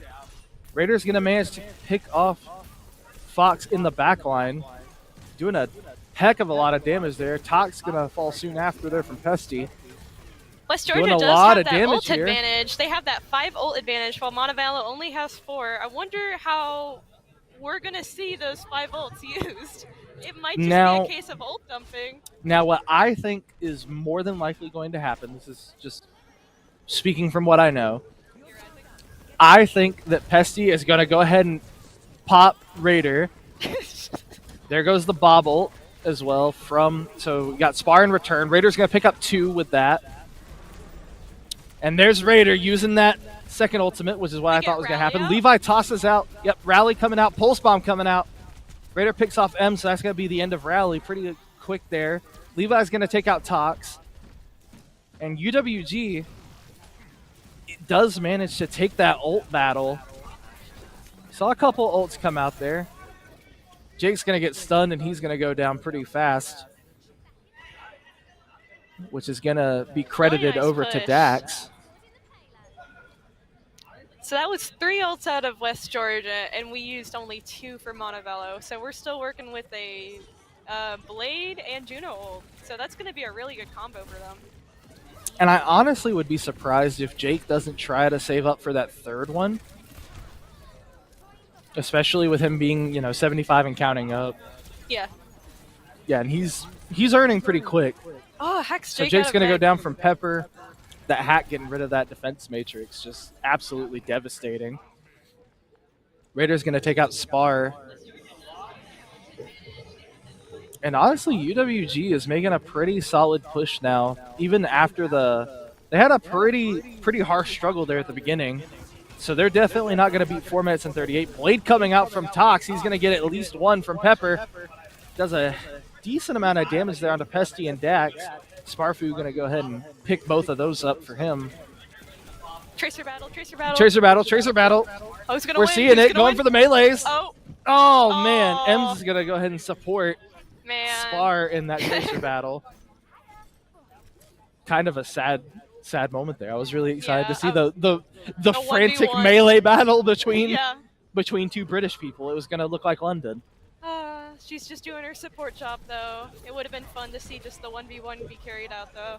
Yeah, I wanted to see the British melee battle, but Winston jumping onto high. not gonna really happen good today. nade. My goodness. Raider goes for the high ground, takes out Spar. Jake takes out Raider, so it's And we get a UWG Mace short of a swap. tank. Yeah, Mace swap, but getting some good, accurate shots in there from Tox. I'm interested to UWG. see the Diva and the May here together. Diva and May is probably going to be a pretty harsh combo, but Raider being able to hop those walls. Yeah. It's mainly just going to be, can she separate him from the team, which is exactly what they're going to do. Tosses out that ult. Luckily, he is buffed from Pesty, so he's able to escape with his life on this one, but Levi is going to pay for it. He is ready to use that ult. He is. I can Yep. see it. Yeah, I can- Raiders holding on to it for maybe this last ult. I think Pepper might try to use this last 60 seconds to build theirs up as well. We got Levi with the hot swap over to Echo. So we got Dax with an ult ready, Raider now with an ult ready. I think they're going to try to let Pepper build up their ult for this last 60 seconds, so maybe they can bust out all 3 ults at the same time and cancel. So Pepper's 50 poking seconds. out our supports from below. Yeah. So Pepper's building that ult. There's Rally from Ems. Really Trying to good keep- nade. Ems is going to go down from Pesty. Jake's going to be stunned. Tox has Blizzard ready. They pop orbital. We have Yep, the pops orbital. freeze ready. 30 seconds left. Going to see the ult come out there from Raider. Sparfu Levi's going to be finally gets down. popped. Pesty's got the ult ready. Pepper also has their ult ready, so it's going to be 2 ults versus 2 ults. Oh, 15 seconds left. this is gonna be good. Yeah, UWG has to touch point. It's going to end up being an overtime here. There goes that out. ult. EMP from Pepper. There That's goes the Blizzard. Blizzard. There goes Bob from Sparfu right before they Oh, go and down. He gets out of it. May goes Overtime. Oh, yes! Jake with Jake. 2. Sparfu with 2 each. Just Jake with a clean 2. Pesty. Oh my gosh, it was 2 and Montevallo 2. gets their first map off of UWG. Oh my god. Montevallo not caring where they are in the standing chart. Go ahead and picking up their first round victory in game 2 against the number 1 seed. Montevallo planning to come to play today. Man, that was one heck of a fight. I am really surprised that last ult was not play of the game. I don't know how the Yeah. first ult was, but They just like to pick out of a hat and be like, "Oh, you get we it like today." this one. But that was really good. I mean, I was hoping for more Rhine, but I mean, I guess Dive was the pick for most teams. There is no way you're complaining about your old team winning right now. I want a Rhine. I wanted just Jake Rhine. Go hit Jake right now for not playing Ryan. Go hit him with that hammer. I may actually go stand up and just bonk him with his own hammer in a minute. Oh yeah, no, go for it. I'll sit here and talk about your team. Oh wow. Okay, so she's actually gonna go hit Jake with the hammer because she's angry that she didn't play Ryan, or he didn't play Ryan. Sorry. So that's gonna be that first round of play, or I'm sorry, the second game of play for Montevallo. Oh, you brought the hammer back. You gotta do the line. I now have the hammer. She betrayed you. I don't know why she gave me the hammer, but I now have the hammer. You have the better impression of Reinhardt, so you gotta Don't worry, my friend. glory, honor, justice. For honor and glory. He said he would. He would play the Rhine, hopefully. He would play Ryan. Yes. But Montevello with a killer showing there on Kings Row, and again, like I'm honestly just impressed against the number one seat. That's that's an impressive showing, especially on because you said that Kings Row was a map that they're very commonly familiar with, right? Yes. So, what do you think what was the difference? What was the main thing that allowed them to take the win away with this one? I think the fact that we can play kind of like a hybrid sort of comp. We were playing the dive, and we were also playing like for random picks from the Ash. So I think Kings Row has a lot of good like height opportunities, and we also have like a lot of good dive opportunities to pick out enemies and also dive them whenever they go up on our turf. So I think we won by those regards. Simply, simply, Simply, simply. I don't know. You may have a different opinion than I. no, but no, I totally agree. I think that honestly, whenever it comes to general team comp, they had a pretty good showing on both sides. I will say that UWG, um, going for their typical strategy, which was trying to hold on to that top portion and using the Symmetra teleport. Yeah. It did not work for the hold originally, but like as soon as they got done with it, they tried to switch up. They adapted.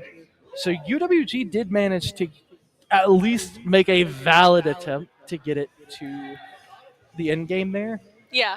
But like They I'm adapted honestly pretty just, well, honestly, from the switch of the comp that they were playing to what the they Winston did and all about they that. did about 3 comp switches through that Yeah, entire game. yeah. But it worked out. I mean, It they did were work doing out. good. The Winston was working. I think the Winston was The working out. Winston, yeah, Monkey was the strat, I think and Monkey's my favorite dive tank out of all the other ones. over Doom. Over Doom. I can't play Doom. Don't get me on Doom. Don't get me. I just like his bubble and monkey mode. I like Winston. I've never heard it referred to as monkey mode, and that makes me very happy. Angry monkey mode. So we are going to be having a swap back for UWG. Zio's going to sub back in for Yellow, and Cloven's going to be back in for Raider. So you got the main roster kind of back in the game now. And We're we getting are going to serious. be moving on to push. And thank goodness it is not Runasop? Runasapi. Yeah. I love New Queen Street. My favorite. One of my favorites. It's just very fun. It's Although, very pretty. I don't know how we're gonna do against on New Queen Street because this is a map that we're not too great at. So I think one of the biggest differences between this map and something like Runasapi, Mhm. Runasapi has a lot of transition points. Yes. This one usually has like two. Yeah. 2 or 3. But the major thing is those transition points or those flanking routes Mhm. are based in verticality, not in like horizontal. Yeah. So it's less going to be something like it's going to be more something that someone like Reinhardt or Cloven playing Junker Queen can take advantage of, more so than somebody like Widow probably would. I do enjoy seeing Just Jake on Ryan. It makes my soul happy. He listened to me. He listened to me. I like to think my impression gave him power. However, that's not my team, so now I feel kind of silly. It's okay. Maybe Cloven will Ryan diff. Maybe with Junker Queen. with if he swaps. Junker Queen can be whoever she wants right now. True. You got a hammer versus an axe. We'll see how it goes. But UWG is going to have the first little bit of distance here. Only a measly 12 Dax 12 gets a meters kill to off start out with Tux. Yeah.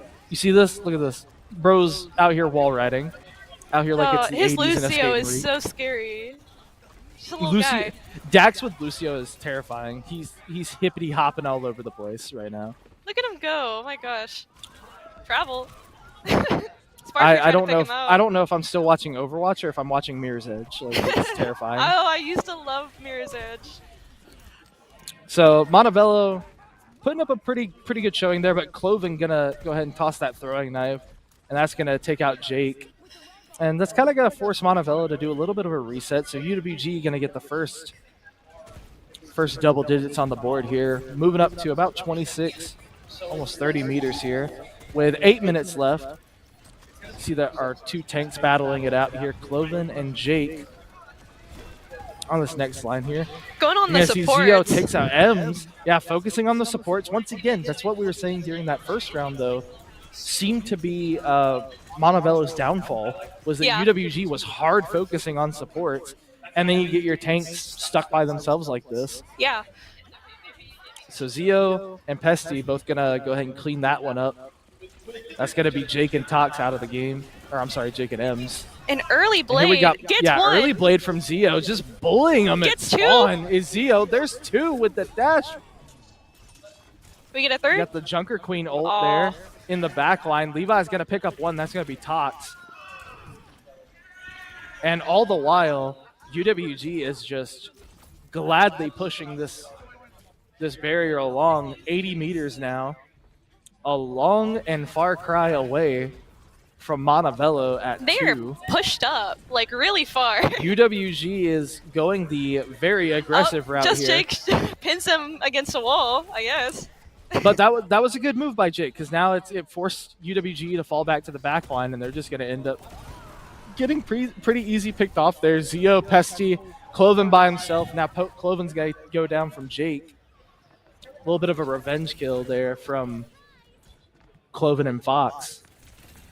And now Montevello, passing that midpoint, going to start making their own distance now with 6 minutes and 25 to go. Here's that Tracer fight we've been hoping for, hopefully, maybe. Woohoo! Oh, shaking his head no at him. Oh, well, sorry, Levi. He's like, You're being expected. his camera movements. What is this? What is this Tracer camera? I feel like I'm watching one of those high school oriented paranormal activity videos with how shaky this camera is. Yeah. He's Can't just even- looking can't- everywhere. He's crazy. He's hyped up on that gamer stuff. Just right Jake manages to pop a shatter on the queen. now. Gets a double, Pins Cloven against a wall. but Dax and Pesty both gonna have both ults coming out there. Beat drop. Jake gets two. We Yeah, get Jake that third? manages to get both. Oh. So Cloven sad. staying alive, gets two in the back. That's gonna be Fox and Tox, both down. It's so pretty that it rhymes. Oh. Oh man! And And, West Georgia has the lead again. In a grand scheme of things, an axe versus a hammer, I feel like the axe won in this case. They definitely have So- ult advantage over us for sure. I don't think we're going to get anything too quickly besides that orbital. But UWG definitely has quite a hefty lead here, 96-7, 5 minutes. Passing over now. Gets stuck with the pulse bomb, but he manages to Oh, they baited up the duck and dodge Suzu. out of that one. They Oh baited no, up Suzu. Zio with a double headshot. Fox and Sparu both going to go down. Pesty takes Jake. Zio with a third on M's. Tox going to pay it back to Zio. Levi with the trade. And that is going to be a team kill for UWG, only losing Zio in the process. Just Jake swaps to Orisa. That's what I like to see personally, but you know every other tank player will tell you otherwise. Hey, if it works, it works. I'm Also saying. going to have a little bit of a more aggressive playstyle here Sparpy gets from two headshot Montevello, kills. and it is going to pay off for him. Jake takes out Cloven Sparu against Pesty. And we are moving right along here. 4 minutes. Going to go ahead and pass over here with 1:22 for UWG to Montevello's 7. Well, 7.5 almost. 4 minutes. So much can happen here. They Orbital. got plenty of time. Orbital there. Tox is going to take out two with the dash at the same time. Cloven and Levi both going to go down to that. Zio is eliminated from Jake. Dax manages to get one little boop of M's, but he's going to get traded soon after along with Pesty. Really good push so far. Are we going to take some space here? No, It not does until our supports come back. I guess. I mean, you're moving the bot though. 32 and counting here for Montevello, looking to gain some ground here in the last 3 minutes of the round. Definitely seeing this Kitsune used. Yep, called it. Yep, they're called that from M's. Using that Kitsune, but Zio, Cloven, and Pesty has an answer back for it. Zio with 2 taking out Ems and Jake with 3. Zio, my goodness, with another 3K. Zio is just a menace with Genji today. We just used Rush and Blade, and it had no effect on West Georgia's aggression. Lord. And honestly, in this much of a late game here with three ultimates on the way and 2 already in waiting, this one's going to be a pretty hard one for Montevello to kind of pull themselves out of. You're going to see that Kitsune come out there from Pesty. Got the rush in there. Looking for a pulse right now, I feel like. Yep, Sparfu misses the pulse. Not going to really have any effect. Jake manages to get Dax with their ultimate. There comes the Reckoning there from Cloven. Takes out Ems. Pesty takes out Sparfu. Zio's going to get killed by Tox. And it is just an absolute fist fight. It is a massacre. At the point. Pesty's going to get the last 2, Tox and Jake. And that is going to be UWG trying to get this last little couple of meters here. And I think they are like right on it, but it's still going to be contested. But with 1 minute remaining, Montevello would have to have a severe streak of good luck here. There's that beat drop from Dex. Cloven already used theirs. Dragon Blade coming out from Zio. Levi with the pulse bomb looking to clean up. Zio with 2, looking for 3. Levi's team. Yeah, just takes the wipe, but Levi and Zio cleaning up work there. Cloven with the last one of the game, and that is going to be UWG with the push win, putting them up 2-1 on Montevello. I love JQ. She's so much fun. Very good tank here.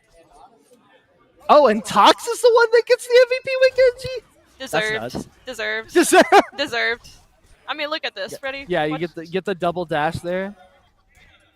Takes out Dax.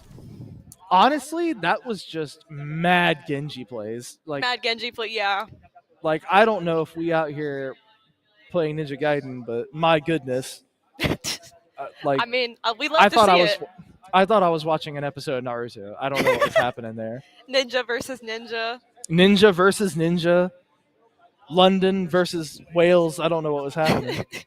You had two people screaming at each other in Japanese, the other 2 screaming at each other from punching each other. It was just a clone battle is what it felt like. Yeah, we got the Tracer clone battle. We got the Genji clone battle. And so UWG is going to take that one. It was a pretty decisive win for UWG, kind of the opposite of what we saw last round. Yeah. So what coming there for Montevello? We put Big Brother in. We put Big Brother. We had the little brothers on Kings Row. Now we got Big Brother in. And it's okay to say one person's slightly better than the other. It's okay. Main roster goated. Main roster. I mean, no joke. No, I'm just kidding. I'm kidding. No, I mean, you are right. We did see a swap from UWG once again. 2 of their subs switching in for 2 of the mains, and it definitely showed in the different skill levels. But not to say that our subs are bad by any stroke of the imagination, but both teams absolutely dominated in this one, but UWG comes out on top, and that's going to be a 2-1. And we're going to be climbing right on in for our third one, which map. is going to be Saravasa. Never can pick a easy to pronounce map name, can we? I love Saravasa. It's one of my favorites. I will say that, but he's been thrown the hammer. I will say if nothing else, ladies and gentlemen, Jake from Montevello is a showman.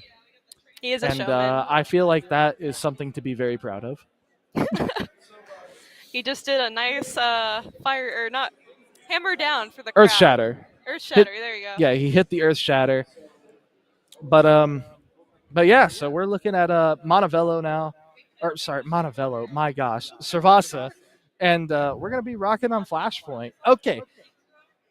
Flashpoint is an interesting one for UWG. So how does Montevello stack up in Flashpoint? We run Queen Comp, kind of similar to what y'all played last round, but we run more speed. Run the queen speed. Maybe we'll see a Ryan or a Orisa here, but most Now, likely, I would prefer to pick JQ on this map. now I am pretty sure we're gonna see from UWG. I won't look. I'm pretty sure we're gonna see Ryan. I'm pretty sure we're gonna see Dax with Lucio still because speed boost is great. That's 2 for 2. Okay. Zio's probably gonna run the teleports. Levi's 3. probably gonna run 3. May with DPS, and Pesty is either going to continue playing Kiriko or he's going to swap over to Baptiste 5 for 5. because that immortality shield is irrefutable. We're kind of running the same thing, just with the Cass and the Brig Juno meta. Yeah, so Brig Juno meta, I mean, that's pretty good, especially against Cloven. Being a strong competitor, the maze walls are insane to work with on Flashpoint. So you're basically going shield for shield, heal for heal, speed for speed. It's just how you want to run about it. Oh, Just Jake gets the pin on Cloven and kills him. But they still have control of point. We just got to get in there. Yep, he's looking for this next one. Oh, trying to get out there, but he's managed to block it. That was a Oh nice my swoop. gosh. Whoa. That was a very good smack there from Dax to save the teammate, but Zio is going to manage to take out Sparfu and Tox with that Sentry. Levi's going to go down. Ghost is going to go down. Cloven, Pesty, and Zio left to hold down the fort, and they do. And UWG looking to take this first flashpoint for themselves. 80%. Oh, what is Cloven? What is he doing? He's doing something. I smell being planning. a bully. That's what he's doing. Cloven's being a bully. I sense a little sneaky shatter. I sense it. Little sneaky shatter coming in right now. He was hiding in that corner. So he's planning. Montevello's gonna be the gonna do the smart move. Go ahead and start moving for that past or that next flashpoint. And it seems we're going to have a tech pause? Question mark? Question mark? Wait, sorry, I looked over at our little chat. Winner gets hammer. Winner gets hammer. Oh wait, we have bets riding on this match. Now. I was about to say Jake is putting up the inflatable hammer, and I hate that I'm not a part of this because I feel like I did a killer impression. You were part of it for a second. I mean, you got to I feel was the hammer. I was part of history for a second, and you know what? I will take that.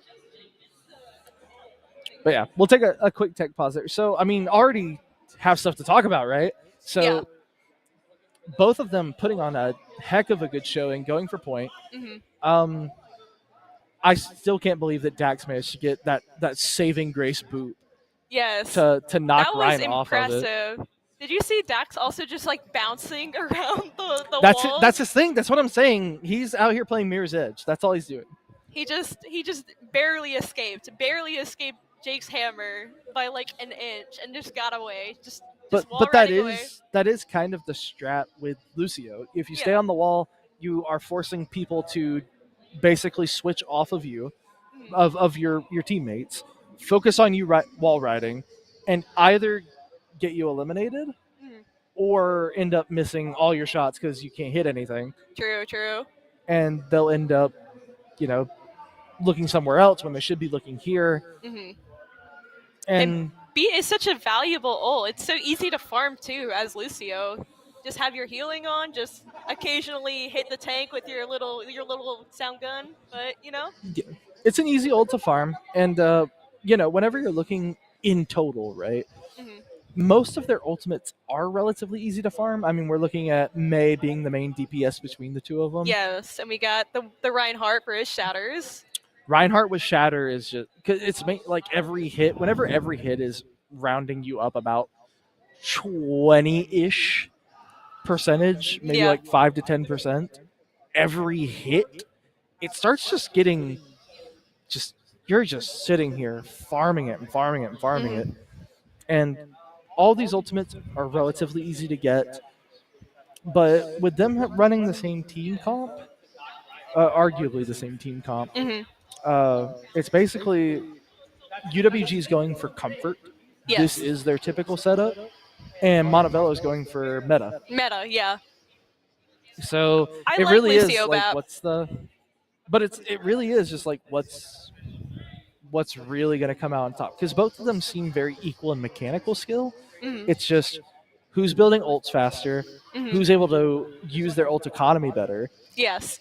and a little bit of luck. Just fairy dust sprinkled in there, like Gordon True. Ramsay, you know. What's an Overwatch game without a little bit of luck involved? Yeah, just a spoonful of luck makes the Reinhardt go down. Like the boop on the Reinhardt. That was that little sprinkle. Was Was that it? luck or was that skill? Was it both? Maybe. I think it was a little bit of both. I think because Dax does move around a lot, Mhm. so for him to manage to be at that exact moment, at that exact time, and then just have that quick little F1 sense, and then That manage is to true. That is true. hit it with it is wild.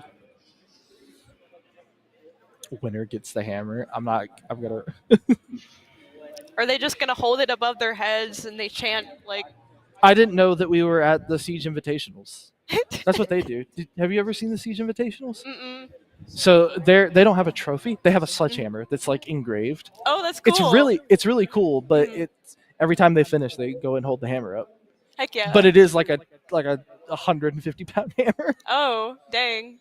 not Gotta an be, like- inflatable hammer. So that one's more user friendly. Yeah. I think they actually dropped it one year, and it fell through the stage. Uh, I think it was like a $500 something fix because it my broke one of the God. panels in half. so I thought it was would be like hilarious. one person holding it up, or would it be like the whole So team? sometimes one person holds it up, other times they all hold it up. Yeah. I think at that point they were all holding it up, but because it's a sledgehammer, it's heavier on this end than it is this end, and it just Yeah. I mean, it is impressive if anyone could like hold it above their head like Thor. That'd be sick. Mjolnir. But That's what it is. That's not Reinhardt's hammer. That's Thor's hammer. I'm been enjoying the lied to. Rhines. I'm just enjoying the Rhines today. I love Rhines. I'm also. Oh my gosh! So we were just talking about your Pikmin thing. Oh really? Yeah. They have a Pikmin. Pikmin. Pikmin. I just thought it looked dumb, and I was like, I want him. I thought it looked dumb. He does look. Oh, I believe that was a water bottle. or That was very loud. I don't know. Firecracker. Wow. But I mean, we're just We're Kinda chilling. We're chilling. chilling. We're waiting for We're the chilling. Surabasa map to start back up so we can start commentating. Oh, are they going on a break? sure not in the middle of the game. They're not. They're hanging out. Oh, okay. So hi. So what's been your experience like casting? Casting? Not just here, but like in general. I am on Montevala's production team, so I run the OBS sometimes, like I produce, and I occasionally get asked to cast, but Occasionally. occasionally. Do you prefer casting or production? I like casting, but I mean I know OBS, so they ask me to help out with I also do both. production. So I'm happy to do both. I like doing both. Uh, Shout out our production. our main producer is actually here. It's Zoe.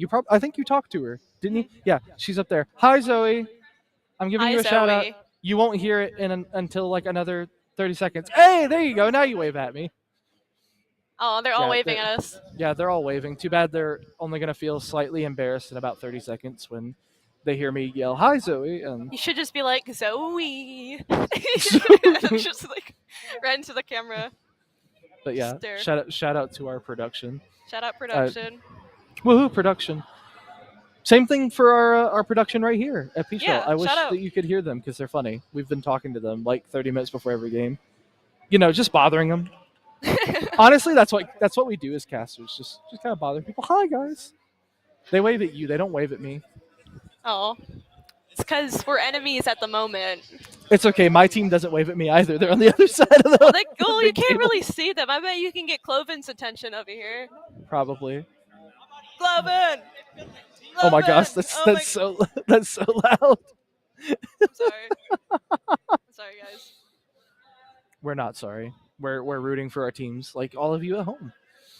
I go for both teams. I like both these teams. So in case you're, we're basically like frenemies. Yeah. We're best frenemies, I would say. Yes. And I pay Dax for coaching, so I have to. I paid Dax. I pay Yeah, Dax now for coaching. there's monetary value in this. So, Go But Dex. but I will say, since if you are just joining us, welcome to the Florence Esports Festival in beautiful North Carolina. And if you look behind us, you'll see it's gotten busier, hadn't it? Does it Yeah, look like it's gotten busier? It the looks like little it's gotten busier the to me. little car area looks definitely way busier. They also have Just Dance tourneys or something, like Just Dance Oh, don't games. get me started. I've been over here singing Disney songs that those Oh tiny yeah. children have been putting on. I've been over here singing all the Disney songs. My sister would love it here. I think it's really fun how they have all the arcade games and stuff. I was at the Aiken Land and we didn't have any of that. So Yeah, no, they didn't have any of this stuff like over here. oh, the vendors hall. Yeah, this is where I got. Pikmin. That's where I got him from. So it does look like we might be starting back up. I believe that they're doing a quick little rundown check. Nice. So yeah, we're gonna be doing a quick little reset. So UWG will retake their singular point that they had for a minute there, and while they're doing that, we're just gonna hang out. So this is one of those times like, okay, do you ever feel only slightly awkward? Because I know you work with OBS, right? You work with Twitch. Mhm. Do you ever feel a little awkward not being able to reach chat? Not really. Oh, okay. Well, Not really. that's just a me thing then. Because whenever I stream on my personal account, the chat just keeps going. So it's just like no time to read it. Really, I just stream, and I'm We're- like, I hope they're saying nice things. I hope they're saying nice things. That's why you get moderators. That's their job. I You go do yell have at people. mods. Yeah, I hardly talk to chat anymore. I feel so bad. I just don't let it worry me. Yeah, you just got outed in a different stream. Take that, Twitch chat. I hope they're not watching this. You're like, increase. How could you say that? Do you have like a nickname for your chat? Do you just call them chat? Just call them chat. Yeah. I That's was thinking wild. about it. I call my server the hospital though, because my character's If a you're plague doctor. if you're increase, are they decrease? They're decrease. Yes. We increase. Oh my god, what are they doing? What are they? First off, what are they doing? We're sneaky beaky right now. So as we can see here, Jake. So they're recapping their first point, but Jake is leading the charge here in stealth mode. They're just waiting. Oh, we gonna see an emote? No, never. Hmm, Why no? would you ever assume such a thing? Especially Aura? from let's hit it with the All Might skin. That was kind of a power move, not gonna lie. In case y'all didn't know, by the way, Overwatch has put out a My Hero Academia skin set, and hot take. All right, I think that Reinhardt's is like one of the most ugliest things I've ever seen. It's a terrible skin. I really like the Juno one a lot. The Juno looks one is really good. Honestly, Kiriko's is really good. Yeah. Midoriya's is okay. Reaper's is okay, but Reinhardt just looks so goofy. I think it's missing the cell shading around the eyes. Maybe that's the problem. And now the game officially starts. Again, we start again. So, we got Cloven and Jake doing Optimus the Prime wonderful versus battle. All Might. Optimus Prime versus All Might. The battle we never knew we needed. Look at him. I love to see the run 1v1s. Oh no! Oh my gosh! Gets a pin on Tox. Oh my gosh! Levi with the ice wall. Oh, Zio Just Jake picks is up so 3. low. He's so low. Just keep that wall up. That was a excellent team play there from Levi That was and nasty. Cloven. Pesty and Zio take out the last two, cleaning up for UWG. Jake and Sparfu gonna be last people standing for Montevello. Sim is and really UWG good will here. Man. I'm telling you, it's these teleports. They're just nasty with teleports. They're so nasty with the teleports. So UWG making their way up here, 38, 39, 40% here. You guys see Pesty with that Damage boost shield hammered down from Cloven. So that's going to be 2 ults from UWG, and that is going to be a clean sweep there. Clean Cloven, sweep. Levi, Pesty. That is going to be all of Montevello down and out. Forced to go for the reset here. And they might try to get a little bit more damage here, build up some of this ults. But UWG using that Baptiste ult and Cloven. Oh, they just locked the tank in there. Yep, and Levi is going to toss out Blizzard. That's going to allow them to do a little bit of work there. Tox is going to go down soon after. Beat drop comes out from Dax. And it Battle is the supports. 30 seconds until that next flashpoint unlocks, and it just seems like a steamroll right now. This coordination with ults and stuff, this ult economy is just, winning Montevallo. Montevello is just see, look, we both did that. We both did that. It's okay. Look, they're holding this one choke. This is really good for them. And then they wall This off is really Genji. good for them. Walls off the Genji, doing plenty of work here. Is Pesty getting plenty of heals. They're also managing to get really good poke out from our supports. They're just Pestiance with his aim and 0 BAP recoil. It's just kind of nasty. 0 BAP recoil, full accuracy. We see So a we shatter. Yeah, we might see Shatter coming in here. Drop it. Oh. He might be trying to hold on to it. Sparfu gonna take out Levi. Just Jake is gonna go ahead and take Cloven out of the fight there, but he is gonna use that Earth Shatter, pay him 1 back. UWG rebuilding up their ult, same thing with Montevello. Looks like we got first cap. Let's go. Yeah, so Montevello gonna be getting themselves up on the board here. 12, 13, 14, and moving right along here. UWG kind of went for a bit of a team reset, making their way up here. Symmetra ult comes out there from Zio, trying to get a little bit of distance here. Both of them hit each other with the dash. Jake is going to go down there from Cloven. You got UWG going for the hard push here. Pesty, Cloven picking up 1 each. Cloven gets another on Ems, and Zio taking up the last 2, Tox and Fox. Both going to go down, and UWG is going to take possession of that site Jake yet out again. First. Whoa. And now we're just going to be bullying Jake into a corner. They're getting really aggressive here. They're getting really extraordinarily aggressive. I mean, hold them back at the line if that's what's going to work. I mean, this is their last round before they possibly win. Yeah, but UWG is looking to try to solidify this one with as much ults as they can muster. So as we can see here, you got Deadeye coming out here, and it is a big lineup if he can hold on to it, but not going to work. Oh, they blocked it off with a May wall. Blocked it off. Does a little bit of damage there to Cloven, but not enough to really make too much of a difference. Hammer down there from Jake. That's going to be Earth Shatter, but here comes 2. Pesty with the damage shield, Levi with Blizzard, Dax with Beat Drop, so you're going to have all 3 of those ults saved up for that moment. And UWG holding on to it like their life depended on it. Cloven takes out Tox, and UWG will takes the dub. The victory royale, the dub, the win. How many more? I'm waiting to see if you had any more. I don't know. I just took that away from you. I'm so sorry. But So, yay! and Pesty's going to have play of the game on that one. And the University of West Georgia putting their 3rd point on the board, 3-1, and that will let UWG take this one away with the victory against Montevello. That was pretty good. 3-1. It was really good. Pretty good fight. So obviously we gotta break it down like we normally do. So what'd they do right? What'd they do wrong? What'd they do right? You're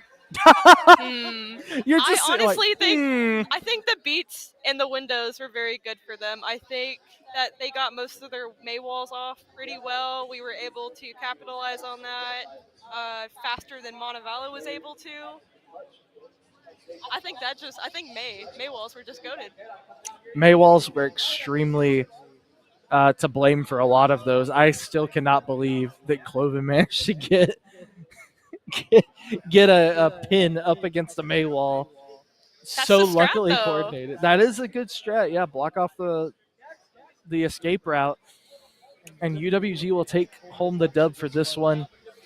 And UWG is just a really strong component to go against here. It's very hard Yeah. to really read them the way that you need to. Yeah. And again, Montevello is the number 8, hmm and they still took a round against the number 1 seed. That is nothing That is to be pretty ashamed good. of, That is especially pretty because good. that is one of UWG's biggest strong maps Yeah. and strong game modes that is arguably a clean sweep almost every time. It was close. It was really close though. So, UWG will take the dub on this one, 3-1 against Montevello, and it was an absolute honor casting with you. Heck yeah. Likewise. Very happy to have you here. And stay tuned, guys. We won't be going anywhere for a couple more hours. Next match will be Center College versus Florida Southern. Ooh. We're going to be starting it's the number 3 seat, Center College, and the number 6, Florida Southern. And that will be starting at 5 p.m. Eastern Time. And UWG will continue on to be facing Kennesaw tomorrow. And we'll have a time for you when it comes up. But that'll do it for us right now. We'll see you here in a little bit. And just once again, my name is Caleb Pope, a.k.a. Alpha Chase. My name is Em, also known as Encree. Sorry, I was saying hi to the people in the back over here. they were doing stuff for the camera. And you're watching the Beach Bell Conference Florence Esport Festival. We'll be right back. See ya.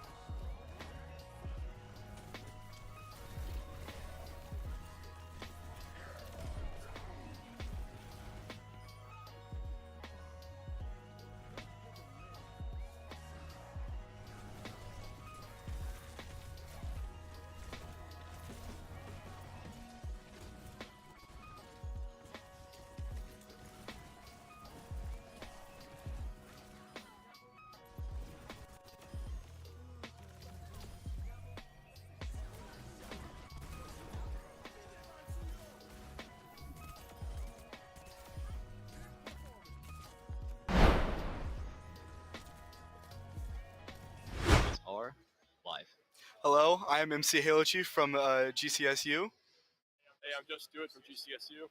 Yep. Very exciting game that we got going on. We got a new college joining us for Overwatch Center, which they have a lot to prove, but I think that they have a really powerful lineup. I actually know Adam. I played against him in the B bracket.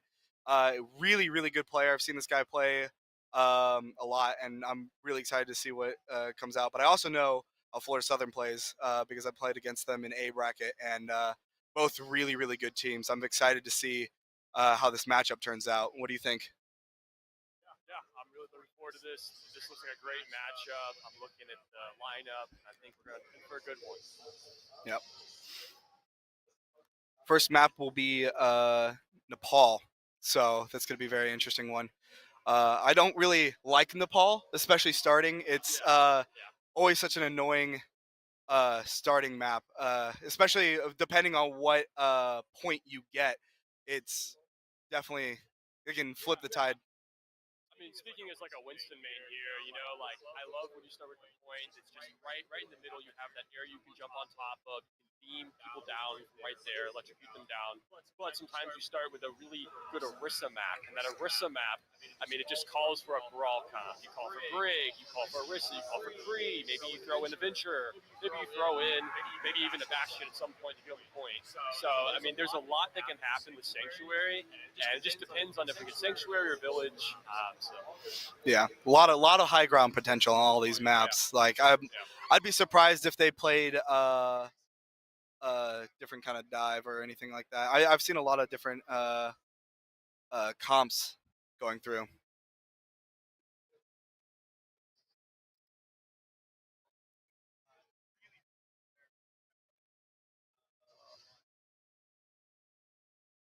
You can refresh the link if you need. Yeah, just refresh it. Refresh it, sign back in.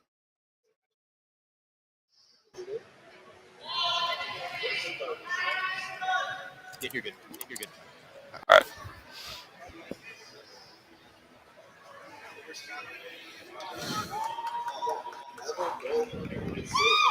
I'm very excited to see what kind of comps. Yeah. Like, there's been a lot of interesting. Like Doomfist has been played a lot. Yeah, I fixed it. All right, so we're starting. Here we go. Here we go. Starting with a Ryan Orisa. Wow. All right, a Rhino Orisa. I mean, with that May, you're gonna be able to get a lot of space. Of course, they already You mean? rolled. Ring coming out. Oh, they could probably catch the Trying to push that cast in the back. We have a May pushing cast in the back. Oh yeah, they're just 1 point. It's probably the best. They're gonna have to drop down and fight them on point here, which might be a pretty bad call since they both have May.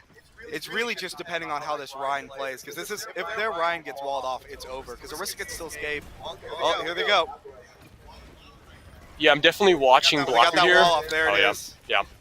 Emor goes out, but center fall. Mm-hmm. Yeah, I mean, that was just a clean sweep. That's just good Overwatch right there. I mean, like they came in and they had that positioning and they used their cooldowns correctly. And this was a no ults first fight, right? So this is just pure Overwatch, and it's great to see. Yeah. Brig is coming out almost having an ult here, but the thing is that you, with this kind of point, especially if you're playing Ryan, you need to secure that point. Yeah. Ryan May, you need to get that fast. Yeah, I would just move straight to point. Great positioning right here. Get on the point, force them on that point. May use the wall, but that's totally fine. You can destroy the wall. Oh, no. Yeah. The Ryan's only to 50 to... Wow. Oh, huge! Huge. This could be massive. There we go. That's great potential. Stop the high noon. Create Cassidy using that high noon. Oh my gosh, what a fight on point. Cassidy on Florida Southern, the T-Bucks, was absolutely going ham, but Orisa just held that down. Yeah. And that was just that. And that just shows like the power of an Orisa. I mean, like you just get Orisa on that point, and the point can go from a total loss to a total win. So that's just a great fight all around. Yeah. Florida Southern using 2 ults that fight, and the center only using 1. Oh, they're going to engage with Juno ult here. Yeah, initiate with Juno is probably the best idea here. Yeah. They have 4 ults in the bank here. Zenox is three. going to need to try to build Shatter as fast as he can because Start with the he's Blizzard. right now the last person to actually get Yeah, he definitely destroy his it. ultimate. Oh no. Yeah. Center is just starting to roll through. Ryan and Yeah, Lucio going to point Ryan's for trying a to run the touch. point, but Kree used High Noon. I mean, it wasn't necessary. Of course, the fight's over, but Yeah. I like their cast was absolutely insane. That was going to be a really good hold. Just Orisa was able to use that and get 2. Mhm. It was just very, very unfortunate for Florida Southern. I feel like they should have swapped off the Ryan fairly fairly soon. I feel like an Orisa mirror could have actually really been beneficial. This point. Absolutely. But all right, we might be getting that Orisa mirror, and I think that's probably the best decision just going forward. Florida Southern actually swapping off the May, which I'm pretty sure that might actually go well for them if their Soj can keep up or whoever the other DPS. But I'm really hoping that they're able to stop those May walls because that is their biggest threat right now. Because Orisa can go in, yeah, you can probably get a couple damage, but those May walls are deadly. And they might be surprising them with a They might be surprising them with that Sim, but they took off Sim. Probably the best idea. They need to look for an early pick here. Yeah. They're only Reaper's getting some good hits here. Might be able to find a pick on. Good kill on Oh, Brig. Center's Brick go down. Oh, it still has a chance. Huge wall. Yeah, that's just good play. Definitely pin that Lucio Lucio. goes down. Bap goes down. Yep. Cass goes down. Yep. That was a really good early pick on the Brig, but they could not follow through. Center was able to turn the tide. They've been holding these points really, really well. Yeah, I mean it's again that Orisa play. I mean, it's just such a make or break. And if you have a good Orisa who can get in those good positions, who can use the jab at a good time, you're going to win every fight. Yeah. I mean, it doesn't help that that Center's May is absolutely insane. Their walls are almost really perfect. helpful with that. Absolutely. This is a good early pick. Florida Southern got a good early pick on that. Oh, Florida Southern's Orisa is going in very. Yeah, here we go again. Yeah. Great combo with the Orisa Juno. You love to see it. Yeah. Center's Orisa is crazy. Like the May Orisa is something to be frightened about. I like the Zarya switch here, frankly. Yeah. I think that Zarya can definitely pressure down that May. I think Zarya can definitely make that Orisa turn to her and have to fight her. Absolutely, I agree. Hopefully they can build a lot of charge and get a grab off.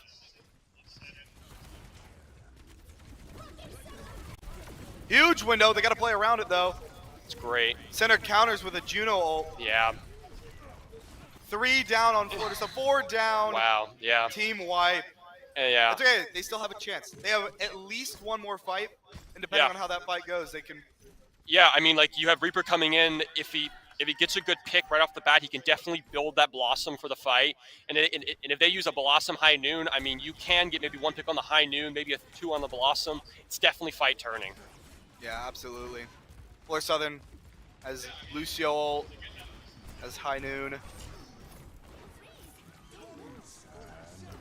Oh, huge Blizzard coming out. Wait, maybe with a bubble High Noon. No. Yeah. I think you pop the High Noon here, and you just try and force that Kree out. Huge Blossom, but unfortunately not enough. Mm-hmm. Center's cast is just knocking them down left and right. And that's going to be map. That's map 1. That's unfortunate. Wow. Good fights from both teams. I just feel like Florida Southern could have made a couple of swaps a little earlier, but other than that, not a bad fight. Yeah. Center's May and Orisa combo is absolutely some of the most terrifying gameplay I could have possibly ever seen. I mean, but I have to look at those walls. I have to say that you can't discount their Juno as well. I mean, you have to have that Juno for that May Orisa comp to work properly because they're so slow. You want to have that fast-moving hero that can just get you in that position. That can get you in that position to not only do the Orisa ult, but also to get those walls. And, I mean, it's just phenomenal Overwatch on the side of center. I do see Florida coming back. If they swapped Orisa early, if they mirrored Orisa, I think that they definitely would have had a chance to turn that first point. Yeah, absolutely. I completely agree. Like an Orisa, at that point you go Orisa May to counter their Orisa May. And they were trying to play other DPS other than May. But, I mean, it is what it is, but they got this in the bag. I know they got this. Yeah. Our next map's going to be a hybrid, so we'll see what the map pick is. But with hybrid, I mean, we could definitely see some dive. It's possible once we get past that first point. So we'll definitely see what teams are working with. But I wouldn't be surprised if we see a Winston.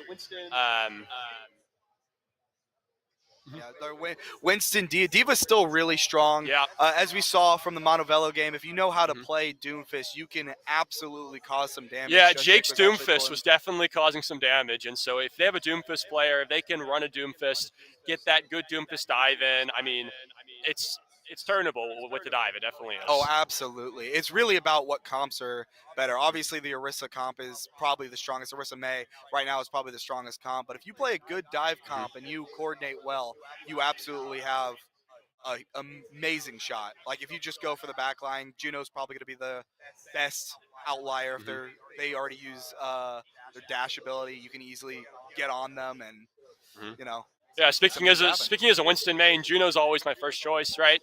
I call my dive, then I go in, get Juno, and then it's just like, all right, Juno's the main threat for support. She's out of the game. Now we can kind of roll. So that's the goal. If they're going to go dive, they're going to dive the supports in the back line.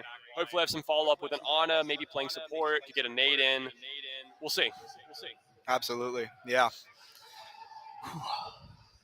Very, very excited. I really do think Florida has a chance to turn this around. Like, very, very even matchup. But I'm actually very surprised to see that I haven't heard anything from Center. I didn't know Center was an esports college until this season. So it's very interesting to see them come in here and play as well as they are. Yeah. And it's honestly immaculate to see what they're doing. So the next map, hybrid map, is going to be Paraseo, and Florida Southern is going to be making sub-in. So we'll see if that changes things up. Maybe that's for a dive comp, or maybe just a new comp in general. Yeah, I mean, I'd love to see a new comp. I definitely think that we need a new comp if they're going to pull this back. There are definitely some points that need to be changed. Perhaps maybe a DPS switch as well. It's nice to do the mirror in this meta, but if you want to do something wacky, sometimes that works. And I think we might perhaps be seeing something like that. Yeah, the wackiest plays are honestly some of the best because sometimes they just throw your opponent off and it works. Yeah. Center will be attacking first, so we'll be able to see how that goes. So maybe Center will pull out a dive comp. That will be pretty interesting to see. Would be. Yep. Very, very interesting. There's so many different plays that you can go through here, especially since the patch notes and everything else, and new season coming out. A lot of teams I know had to make their swaps. Okay. Ashen will be subbed out on Florida Southern side. So, like you said, DPS would be subbed out. Yeah. So, I think a DPS sub out could work here. I mean, perhaps they've been playing the Kree hit scan, but I think that maybe a projectile might work. And they swapped a Sojourn at one point, and we were like, oh, we're going to get a Sojourn. I think that a Sojourn might actually be big here. I mean, definitely you can charge up on an Orisa easy. I mean, easy charge, and then just beam those supports in the back line. Yeah, Sojourn is very, very powerful right now. You get 100% charge, and you can hold it for a long, long time. Yeah. So any against Ashe or anything, it's really powerful. Mobility-wise, everything else, it's honestly amazing what Soj can do nowadays if you put it in the right hands. Yeah. Also, by the way, you said that Ashen was the Cass. They were the Reaper. Yeah, I was gonna make a correction. Yeah, on that. my bad. No, I remember T-Bucks had that amazing T-Bucks play. was the That's gonna be in my mind, honestly. I'm gonna be having dreams about that one. That was an amazing play. Yeah. I know his heart rate got up. Break. Yeah. Go on break for a little bit. Yeah, we're going to take a break for a bit, and once they get the subs sorted out, we'll be back with you guys to report on the next game. Yeah.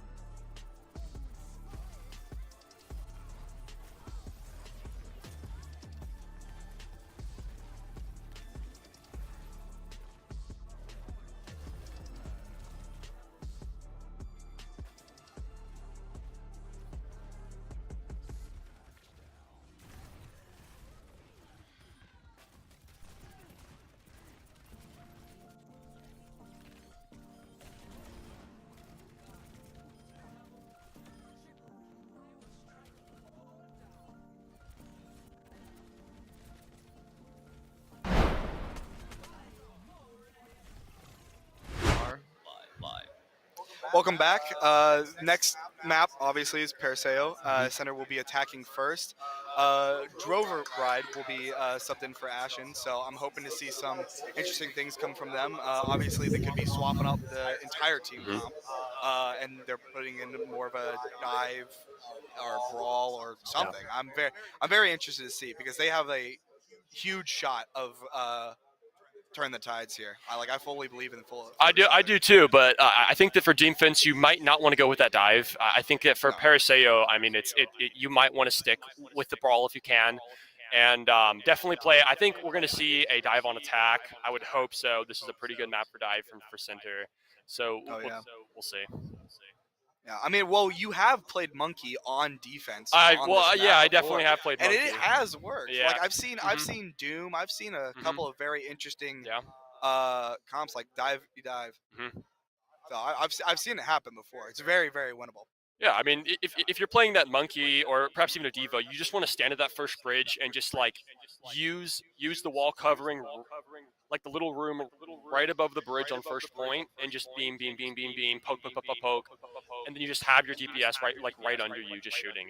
It's definitely doable with a dive, but we'll see. Oh, absolutely. And if we are getting a Diva, then the dive might be. See, look, they're pulling out Doomfist. They got so. Yeah, so Center's going to be attacking with a Widow first. I'm sure they're going to to swap. I would assume there's a swap. It's a Widow v Widow matchup, so you could get some good things. That Diva's going to be a problem though. Yes, certainly. Doom already going in, but like I said, they have 2 dive tanks. They're shooting for that Widow, little 1v1. Overdrive is like. Drover's peeking. Drover's really peeking. Oh, almost got out. He definitely can move out. Doom is going in on the Ana. Yeah. No, it gets caught out. Yeah. This is their turning point, I believe. This is. Win the Widow. The Widow duel. Yeah. It's okay. Just drive them out. You can get the res on it. It's perfectly fine. Even so. Carp is definitely channeling some of that Carpe fusion season 1 right there, you know. I believe. The channel of the Pro League player. I believe. Carp looking for first pick. Oh! Wow. Center's Echo goes down. Oh! But Carp gets a pick. It doesn't matter. Nah. See, there we go. This is their turning point. This is definitely the turning point. This is great. You have the Widow. You have the Widow winning the 1v1, which just displays that Drover's here to fight. Like Drover's not going to take this sitting down. Drover's here to fight, and so and Drover made center switch off Widow. So that's massive. The center goes back to the comfort comp of Orisa, May, Cass. There you go. Okay. Yeah. It's okay. It's going to be interesting how they play. But then again, like as we've seen, Florida Southern playing dive on deep. Oh, Drover getting the first early pick. There we go. Take him out by the Orisa. Yeah, you just got that Mercy out though. That's a huge it's okay. opening It's pick. still possible. They can still hold this. Ana has Nano. This is doable. Probably Nano the Diva. This is probably the best decision here. May cryoed, but they have to hold it. Orisa's pushing back, but if you want to kill the Brig, yeah, it's unfortunate. Florida Southern's Diva is out of mech. Got the copy off. Good copy. Doable. Get that May, and they have this in the bag, absolutely. Oh, no. The copy goes out, but... Oh, no. I think Echo's probably just going to have to die on point at this point. Yeah. That's unfortunate. They held that for a really, really long time, especially with the dive on dive. They were holding that for a long time, but Orisa May is just still such an annoying comp to play against. I mean... Yeah. But they're sticking with that Diva, and I think that's really the best choice. I mean, oh, no, never mind. No, going Ram. Spoke I was one about to say, second too soon. Diva might not be the best choice against that, so I'm glad that they're going on the Ram now. They might be swapping the Widow, but then there's still a chance to get some early picks, like if Cass or May gets out of position. They're gonna go Reaper, going for a full brawl. Yeah. Which is completely fine, especially against Orisa May. That's good. You just gotta be really worried about May walls. Yeah, Ram in this recent update is definitely nerfed, and so it's harder to break those Orisa shields as Ram, but we'll see. Juno going out from center, but T-Bucks is a huge pick. Oh my gosh! That's great. Try and T-Bucks catch out that Juno's. absolutely going insane. 3K coming out from him. This guy, someone check his PC. He's got word.exe on there. He's got something. This man, absolutely on fire. What an amazing cast player. I don't want to be up against him in my ranked games, if I'm being honest. That guy's got something going on. And I'm hoping that we're going to see that Blizzard come out soon. Once they probably cross this. Oh, Carp get around finding this a corner. pick That's on a great opening pick. Oh no! Yeah, this is time to Blizzard On right the here. wall coming There we out, go. and the mail. There we go. Great play here. You definitely catch that. Lucio gets caught in it. Ram Nice. gets caught in it. It's okay. They do have a chance to touch. If Reaper can hold and not die, their Anna's gonna get picked. Oh, Anna finds one on Juno. Wait, that was huge. That's fine. If Reaper's able to touch, they do have a chance. I don't think Reaper's gonna be Getting able to. into the Yeah, he had to Wraith out. That's fair. That was doable. If Reaper was able to get on, they had high noon. Really unfortunate though. That's okay. They have a really good chance to set up here. Ram at 73 till ult to have this in the bag. I mean, like right now, I'm looking at Center's ult pool, and it's looking pretty scary. I mean, like if we see like an Orisa high noon combo, this could be pretty scary for Florida. Deadly, very very deadly. Yeah, well, there there's it is. a high noon coming out from there center. It is. Yep, there we go. Yeah, that's great play. I mean, you're just sticking with like the tried and true combo. But we are going to see hopefully a sound barrier from Lucio. Lucio can get back in time, and we're definitely going to have that Ram ult. So I'm hoping to see something big from Xenoc. If Xenoc could definitely play a big ult, this could be a fight turner for Florida Southern. Oh, absolutely.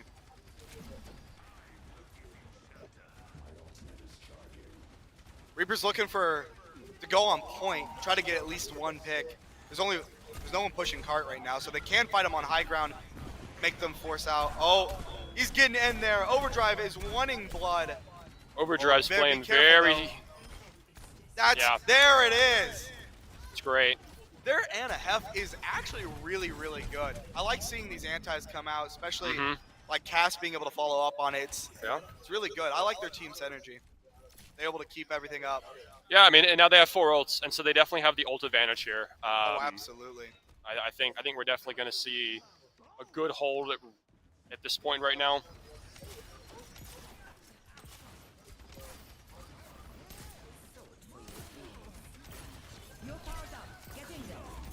Yeah. That's huge Nano Blossom. Great Nano anti. Grading space. You get that Orisa. Mail comes out, finds one. If they're able to hold that, their tank did fall. Great anti. If Ana could kill May here, that'd be massive. Walled at the last second. That was a really big, even though they didn't get any picks, that was a really good Nano Blossom, created space. It was. Oh, but Juno's using her ult. Yeah, and oh, the Cass 1v1. Wait, hold up. It's turnable. It's turnable. Cass picked one, and that's important. Yeah, this is winnable. Ooh. Yeah. So that was so doable. I had faith. I saw T-Bucks getting the line in on their brig, and I was like, I believe fully he's gonna get a pick. Fight Turner. Yeah. What I will say is that they got him down to a minute. So I mean, it's absolutely. That's they're putting up an absolute fight here. Like, honestly, like from what I'm seeing in the kill feed, or what I'm just witnessing here, is that it is a DPS matchup. This is a DPS game running over. Like, it really just depends on how the DPS play. Like, don't get me wrong, everyone else in the lobby is absolutely fantastic. Tanks are fantastic. Tank matchup also matters. But like, I'm watching these DPS players, coming from as a DPS player myself, absolutely insane. These guys are crazy. Looks like Center's going to bring out the Widow on. I'm watching Blocku, and Blocku's Orisa play is phenomenal. Just as someone who plays Orisa, absolutely. it's really good, and I'm really. I can understand why they keep wanting to play the Orisa comp. It's what they're good at. Yeah. It is. Yeah, Orisa's a strong tank, and they're able to work around that almost flawlessly. Yeah. And Carp's going to be bringing out that Widow again. So Carp's looking for that 1v1 possibly, the Widow 1v1. Carp was forced to switch last time, but now that Carp has the defensive advantage, we could see just a Widow for this point fully. Oh, yeah. I mean, if they're able to hold, I mean, Florida Southern is going full dive with the D.Va, Echo, Genji, Mercy, Juno, like full dive. It's definitely possible for Carp to actually have no impact, especially with that D.Va, Echo. That's terrifying. Genji's going to be on her. Yeah, I mean, the only person that Carp would hope to probably pick out is Echo. I feel like perhaps an Probably, Echo or maybe catch Genji when Genji's not deflecting. Yeah, here's going for the first pick. I'm waiting for an early pick from Carp here. Exactly. I'm waiting to see. Carp's going to have to back out. Brig almost got Echo's caught. getting low. Echo need to run. Oh, no. That's probably just going to be a... Genji's going to get caught. Yep. They got the res off. This is still turnable if Echo's able to get out. Echo seems to have... Oh, no. Carp found another pick on their supports. Yep. So that's just restart the fight. That's okay. Fight reset, mental reset. They got this. Yeah. I believe. They need to get on that Widow, though. If they can, try to bring out Grapple or find a way just to get past that Widow, because Carp's just going to keep picking them off. And Drover's Widow was definitely making some moves. And, you know, absolutely. If you have to come out on Widow, get an opening pick, switch off, like, that's fine. It's definitely really fine. That is a very possible thing to do. Oh, wait, winnable. T-Bug's going in. Great shot on the Mercy from Carpe. Pick on the Mercy. And great kill Carp on the Genji is from absolutely Carpe. running it down. Dooney and Carp is just... Yeah. Oh my gosh. Juno Widow combo. I never would have seen it, but very deadly. Scary. Very scary, yeah. Yeah.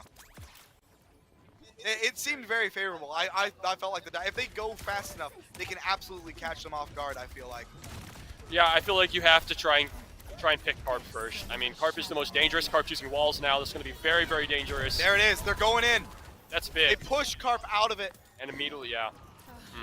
Drover went too far in, got overconfident. Oh no. And Echoes. Mercy goes down. Yep. Echo falls. He was down too. Carp with the shot. Carp with a great shot again. They're going in. Yeah. Florida Southern is doing their best to go after their Widow. That was the third time they've just dove the Widow. And Carp's been able to live. Yeah, I mean, Carp's getting the resources needed, and Carp is putting out the value needed for the resources that he's getting in. I mean, like that's just good Widow play. And it doesn't help that the Orisa is just causing such a Orisa is just being a brick wall, if I'm being honest. Yeah. Like Orisa just needs to stand there and fortify, spin. That's it. Echo has that copy here. We're probably looking. Very unfortunate. No, that's an unfortunate. Juno's gonna use her ult. So Zinok did pick one off. Good crush coming from Florida Southern, though. Yep. You have one really good fight left. You're gonna have 4 ults. I mean, this is definitely doable. It's doable here. Staggering Florida Southern. Wow, Diva. staggering many divas. That's unfortunate. Yeah. You hate to see that. That's really unfortunate. Yeah. You try to get her mech back and at least try to do something to fight, but that's just unfortunate. Yeah. I believe Florida Southern definitely has a way to turn this around. They still have copy. They're coming up Blade. They're coming up on Mercy ult. They're coming up. They still have Juno ult. This is going to be a 4 ult fight. So I mean, this is going to be. Well, I mean, they have infrared, so I don't think that's going to really help them much. So it's really a 3-on-4 ult fight. Might have to be an ult dump coming from Florida Southern just to be able to get this point. I think you have Juno to copy coming that out from Florida Southern. For a copy on the cast. All right. Get the pick. Get the pick on that cast. cast. It's okay. They traded. They have it. Their Mercy's down though. While using ult, so they had lost. Pop the high noon just for pure positioning and spacing here. This is great if you can pick the Widow. Get on that Widow. Very close, very close. That's unfortunate. It's okay. That was a good copy. They were able to hold that down and stop high noon from You have to watch Carp here. Carp's going to come out and look for that Echo. Carp has walls. Echo knows. Echo's playing very safe. Great deflect by Genji here. Genji's on Great play. Drover got on that Widow. There we go. Yeah. Florida Southern turned the tide. That's great. And if you could just grab... Get that cast. Just be careful. Yeah, just keep pushing that cast. Yeah. Nice. They got it. It's great. It's okay. They suffered minor casualties. Yeah. They have Diva ult again. Like right now, Center only has Juno ult, so it's coming up with Diva ult against a Juno ult, but nothing else from either side. Yeah, I mean, if Zinok plays this Diva ult, right? I mean, like, that spacing could be massive, right? Also, yeah, and also on top of it, their Juno is 70%. Center doesn't have another ult that's that close. They can absolutely turn the fight. It's definitely doable here, and Arisa's going to get picked if that Arisa doesn't back up. I mean, unfortunate. That would have been a really good setup. Yep. Oh, Pop there Juno. comes the Juno ult from center. That's huge. If they're able to get out with no casualties and they can just live, that's huge. That means that they don't use, Florida Southern doesn't use any, oh, Grover going down. Yep. It's okay. It's okay. If they still just hold and wait a couple seconds, try not to fight and lose anymore, they could still easily go in this. They still have Juno up. They still have Diva up. They could easily re-engage with a Juno ult and be able to fight this before any other centers gets their ult. And in the next 30 seconds, Echo could very well have copy, and a copy on the Orisa. I mean, Orisa's going to have ult. If you could get that Orisa ult before that Orisa ult, Juno coming up from Florida Southern. This is... Oh, Orisa ult. Yeah, but coming out from center. Blaku just basically just did a spacing ult. I mean, Juno ult did everything that they needed right then. They get great. to hold on. They get to hold on for Diva ult. That's actually and huge. copy. Copy could be And, massive. well, they just got copy, so yeah. But they do have High Noon. They're coming up on High Noon and they're coming up on Rally. Center is, and that could be massive. Like, who knows? Like, Center's been getting some amazing High Noons. True. Their Cassidy is something else. So you got to be really worried about that. And also, a rally could just change the fight. Chunky's taking the side here, looking for that Noon. Here we go. There it is. There Watch it is, and good. Oh, that picked out eats. Drover. That's unfortunate. And it also forced the Diva ult. Yeah, No. That's unfortunate. That's unfortunate. But great play by the Cassidy here. That was a huge High Noon coming out from center. Absolutely, what an amazing High Noon. That was a great High Noon. I don't know what happened with the defense matrix there. I feel like Florida Southern, Zena could have like held it a little longer. Yep. I'm not sure if they were wanting to get the Diva out. I don't know what happened there. I'm not sure if they just didn't have enough percentage on it, but if they held it a little longer, they would have been perfectly fine. But the fact that Diva's coming out of match. Yeah, that's unfortunate. That's game. That's a good game. A good match. That was Good a good match. They see Florida Southern held their own a lot more coming that match. So I still believe. I believe in the young and Carp getting play of the game. Yeah, I mean Carp has to get it. I feel this is so granted. I mean this is wonderful Widow play here. This is beautiful. Yeah. Like this guy's an animal on the Widow. And that's a great Mercy headshot in the air is wonderful. Well, that was a good pick too. Yep. That was a very interesting fight, but obviously their Widow was something to be afraid of. Yeah. And it was just very hard to be able to get on that dive and also worry about the Orisa and worry about everything else. I don't blame Florida Southern for how they managed that. It was just that High Noon sealed their fate. It really did. I want to see what happened with Zenok, their Diva, because I felt like they could have held it a little more. If they held that defense matrix for a little more, they would have been perfectly fine, because that means that they wouldn't have had to use Diva ult because they got demech. They could have saved everything. But that's really, really unfortunate. But honestly, great playing from both teams. I like the way that Florida Southern was able to get it together and push all the way. It was really interesting. Yeah, I mean, this is just, again, like you said, a DPS game. I mean, we are seeing great DPS play on both sides here. I mean, I'm really loving Drover's play. Like, Drover is doing really, really well. I'm loving that Genji. It's really, really strong. And I think that if Drover maybe has some more resources, Drover can pick that Widow better. There was a couple of times where Drover definitely overextended and definitely pushed over the side on first point. But I think that if Drover gets those resources and definitely there's a pick opportunity for that. So. Oh, absolutely. Yeah. I feel like if they had prioritized at least keeping the Genji, like, yes, he did overextend his Genji. Like, there were a couple times where I'm like, but there were a lot of times where, like, he could have gotten a little bit more help going in on that Widow. Echo was in there for sure, Echo Mercy, but that, like, led to the Mercy getting picked off by their Widow and everything else like that. It was just sometimes, like, they looked like they were coordinated, but in the wrong places, if that makes sense. Yeah, no, I definitely agree. And with Florida, I mean, like, T-Bucks had a pretty good Echo. Oh, absolutely. There was a really good copy at the end of first point. I mean, he got that High Noon. That was huge. He picked out their McCree. And that really won first point. And that was an important copy from Echo. The rest of the copies were largely just positional. There was a copy on the Arista, which I thought, okay, this is largely just going to be used to make space. But, yeah, I mean, this is good Echo play. And we haven't really seen a lot of Echo on center side, I feel like. And I feel like if we would see more Echo, I think that that'd be fascinating. But they're very brawly comp, and so, you know, an Echo is perhaps unlikely to come out. But yeah, I mean, why change when you're winning, right? That is true. I mean, like, if they don't have to change anything in the formula, like, we did see a dive matchup at the beginning, and I was really excited to see centers dive, Yeah.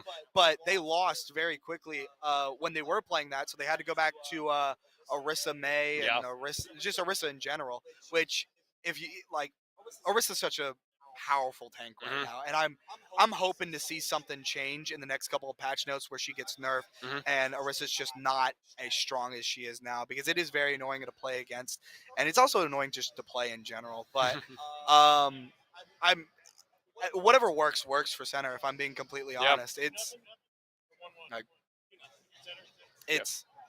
yeah. Next map is going to be on push. It's going to be Coliseo. Then again, dive, but knowing Coliseo, they're probably to go for an Orisa May. Orisa May cast. It's spot. That's my guess for center's lineup. Yes. Unfortunately, I'm hoping to see if they do go dive. If there is a chance for them to go dive, like if Florida Southern was dominating and like if they went brawl and they were like okay and it forced center to go dive and they're not a dive comp, they got them there. Yeah. Because their comp is obviously centered around Orisa. And frankly, I mean, I would love to see more Widow from Florida. I mean, I said this like while they were playing, but they forced Carp to switch Widow at first, and they didn't go back to Widow. And Drover was, he was doing great on Genji, but it's like, I think a Widow would have been massive. Yeah. And so perhaps if we see a Widow on Coliseo, perhaps at the first part, I mean, if you can get a first pick from like a long range Widow shot and just push a good 20 meters, 30 meters, I mean, you're really rocking. And so I think a Widow is possible for this. Yeah. Another hero that I think would be really good for DPS is Soj. Yeah. Soj on Coliseo is by far, in my opinion, one of, if not the best picks. Wow. Because especially since you can hold that 100% charge for way longer, and it's just more powerful, you can easily dominate against any Widow. Because a full charge shot from across the map, almost one shots. You just spray a couple bullets, you're able to easily just knock out any Widow, Ashe, anything. Like Soj, if you're good enough at Soj, you counter almost all of the DPS. Yeah, I mean, and especially in the long hallway of Coliseo, which you're looking at right now, I mean, like, Soj is crazy here, right? They don't have a lot of places to hide. And so if you can just spam that team, you can build up that charge shot. But we'll see what they're going to run. I'm looking forward to this map. Yep. This is bringing back PTSD from our playoffs. Oh, yeah, certainly. Yeah, This is our losing map. Yeah. Yeah. I believe. Yeah. All right. Wow. If we do Tracer, Ashe, Orisa. But we're seeing Mauga coming from out from center. If we really see a Carp playing Torbjorn, a Torbjorn. Okay. All right. Okay. That's what I was about to say. They were a Mauga fair. Yeah, that's fair. So yeah. And there's Carp on the Widow. Here we go. Here we go. They do have a chance. I do believe in Drover to play Tracer and absolutely dominate that Widow. I feel like Carp's a good shot, but if Drover is everything that I've hyped them up to be in my mind, I fully believe that that's going to be the best. And counter, Drover was the Ashe. And once Drover got on Genji, I mean, he was all over the Widow. Yes, he overextended, but he was all over. He had the right idea. Absolutely. And if Drover gets those resources as Tracer, especially with that recall, especially like Drover could definitely make some moves here. Center with a first pick coming out on Hef. Unfortunate. It's okay. We can still look for an early pick. Maybe if if a DPS gets caught off guard. T-Bucks needs to back up though. If T-Bucks is looking for that early pick, great idea, but oh, speed ring. Oh, this is going to be unfortunate. This is not good. No. You're catching out They're that trapped break. in that room. Yeah. I saw that coming. Like that speed ring went down. I was like, Brig's going to die here. They might be able to get a pick on Orisa though. Oh no. Wow. I didn't even see that Johnson stun with from an Cass. Amazing flashbang coming out. Oh, Carp's just going to have a field day right on this bridge. Just watching over. It's going to be a bloodbath. Yeah, I mean, this is what you want as a Widow. You want those long sight lines where they can't really hide and run. You're picking them off the spawn. I mean, this is I mean, there are new spots to where they can go around and go to that pillar. That's like a new spot that they can run, and it's really good, especially in this situation. Which they're doing precisely that. Yeah, they're doing that exactly. Great idea. Yes, I mean, if maybe an early pick on the Brig. Yeah, We get it? huge. Yes, Great. early pick on the Brig coming out from Florida Southern. Great job, T-Bucks. And you can Amazing. pop this Orisa real quick and get this They're card just moving. gonna start falling. Carp did get a pick on Juno, but it doesn't really matter. Juno's back really fast. I mean, yeah. Oh, absolutely. Yeah, it doesn't really matter because everyone else is on center is dead. This is Florida Southern's map. I fully believe this is where the turning point is. Yeah. It's the 2-0 curse. It happens every time. It I does. believe it. It's gonna fully depend on how Florida Southern plays into their that May now. They swapped off Widow. They went to May. So that's gonna probably be the most dangerous thing for them. And the full spawn comes out. Missing the full spawn. That's so unfortunate. Center beginning to pick on Florida Southern's Brig. Brig v Brig.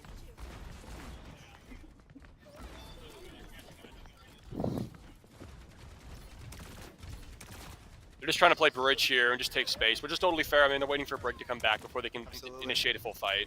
And there's an early pick. Very early pick on Drover. Unfortunate. Very unfortunate to see. It's the overextending. Yeah. I don't think it's probably on him. He's probably scouting. He's looking for something. Yeah. Like, I understand if you get caught off guard. So I'm not gonna say that's overextending. I'm gonna say that's him doing his job too well. Perhaps, yeah, definitely. I believe. All right, so they pop the This is Juno a ult. huge turning point. Florida Southern might be able to do something really amazing with this Juno ult, but Center's gonna counter with a Juno ult, Orisa ult, and High Noon. Wow, that's all in 3 one. ults, and yeah. Florida Southern was They able to can get a pick pick on Center's Brig, but it just didn't matter. They Yeah. used 3 ults. Center used 3. They're coming up on a May ult. They're coming up on Blizzard, and they're coming up on, or they already have. There's a Brig swap ult. But to Florida Southern. Yeah, swap to Ana. Okay. Florida Southern is coming up on a Blade and a Rally. I do believe that can turn the point if they pick their targets right. Well, so huge anti coming from Ana. what they're looking for is they're hoping to win this fight, and then they're hoping to do a nano blade, right? If Ana can get blade in time, I mean that would be awesome. But they do have to win this fight, and they did push them back. So this is time for Ana to heal her tank and really just build up that nano to get that blade. Yeah, and Center doesn't even have to play this aggressively. They can play as fast as they want because they have 126 meters pushed. They can play this as passive as they need to, as long as they don't get a force on. T-Bucks coming in with an early pick against Cassidy. Great pick on Center. Rally coming out on center side. Wait, might be able to clean it up. The blade is really big. May might go down here. Yeah, you might want to pop Blizzard here. Just down that May. There we go. T-Bucks. T-Bucks coming big. My GOAT, my true original GOAT, I believe. T-Bucks coming big there, yeah. That's a great play. Huge turning fight. Now, Center did not use May ult there, but they did use Rally. So that is good for them, but so did Florida Southern. Florida Southern used Rally and Blade to Center's 1 ult. So they really got to make use of the Nano coming up here and hopefully get an Orisa ult to combo that, or a combo High Noon Orisa ult, something along those lines. But I'm seeing a Blizzard Orisa ult coming out from Center. And it's looking pretty scary. It's yeah. looking pretty scary. I mean, it's so Ana's gonna have that nano. I'm expecting an Orisa nano, or I'm expecting an Orisa or McCree nano. Huge nano coming out from Florida Southern, but Drover goes down. Yeah. As long as they're able to keep their tank up. Yeah. So they maybe it might be possible. Keep Orisa up, but no. That's Orisa's unfortunate. going You have in. to back up. It was a good nano. I liked it, but it was just unfortunate. Drover went down. Then both DPS just went down in that scenario, and Vanna was in a hard place. Getting a stagger on Florida Southern's Brig. Yeah, so unfortunate. All we're going to see here is perhaps an Orisa duel. The goal for Florida Southern is to force Blocku to use the ult first, and then kind of come in with that cleanup, I feel like.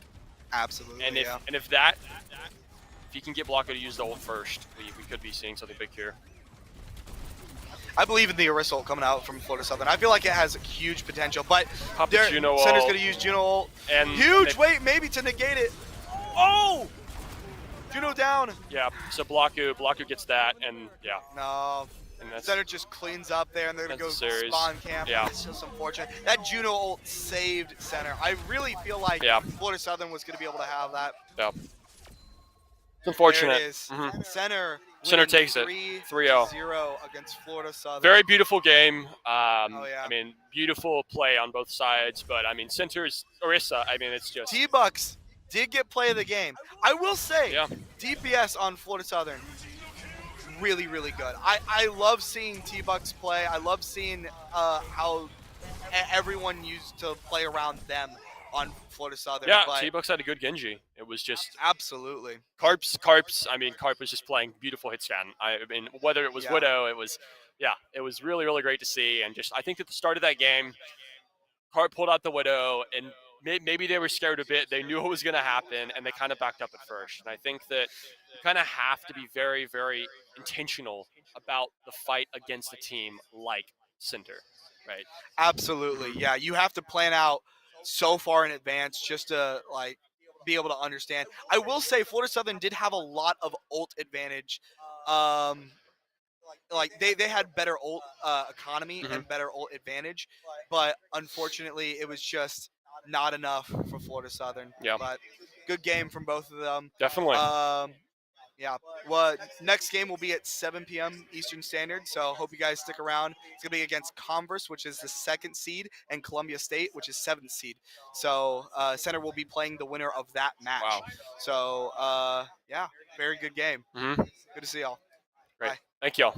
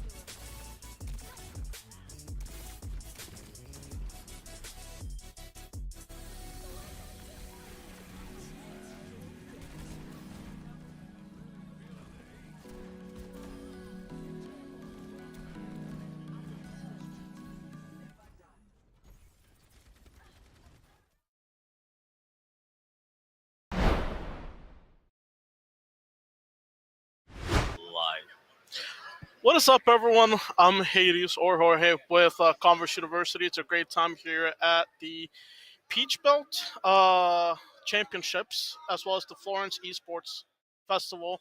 We're having a great time today. We're going to be watching some Overwatch. So this is going to be an interesting match. Columbus State versus Converse. I'm trying not to be too biased here, but second seed versus seventh seed. It's going to be a very fun time to watch this match. It should still be interesting. Should still be competitive and fun. Um, Coming off a good season. Converse unfortunately not able to get that first seed due to some unfortunate timing with some matches, but second seed is still good nonetheless, and Columbus State still showing a very strong season with their seventh seed. So it should be a great match. We're looking at starting off game one in control and Nepal evening. From there, loser will pick going same order as always: hybrid, push, flashpoint, and escort. Best of five game. It should be a good one. The winner of this will go up against Center tomorrow in the second match of the day. As we head towards finalizing the Peach Belt season for Overwatch into semifinals, and then from there, the winner of those two early matches tomorrow will go into finals. It should be a great time. A lot of great showings from a lot of great schools out here in the Southeast region, so it's gonna be a good time. Thank you for tuning in. And thank you for supporting both of these great teams that are competing today. So a lot of good action going on. We also have some Rocket League action going on next to me. If you guys can hear that cheering, and lots of good matches overall today in Peach Belt. So it's gonna be good, and it's gonna be a great time. Lots of good cheering sections from all the schools that are present. It's always good to see collegiate esports growing and having a good presence with their students here.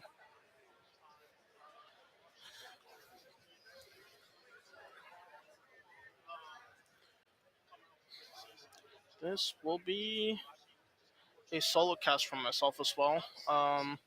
So apologies for any awkward silences or interruptions to anyone watching, but nonetheless, gonna try to make it fun. Gonna try to make it a good time, and as we get ready to head into the match, players getting in the lobby and getting loaded in and whatnot.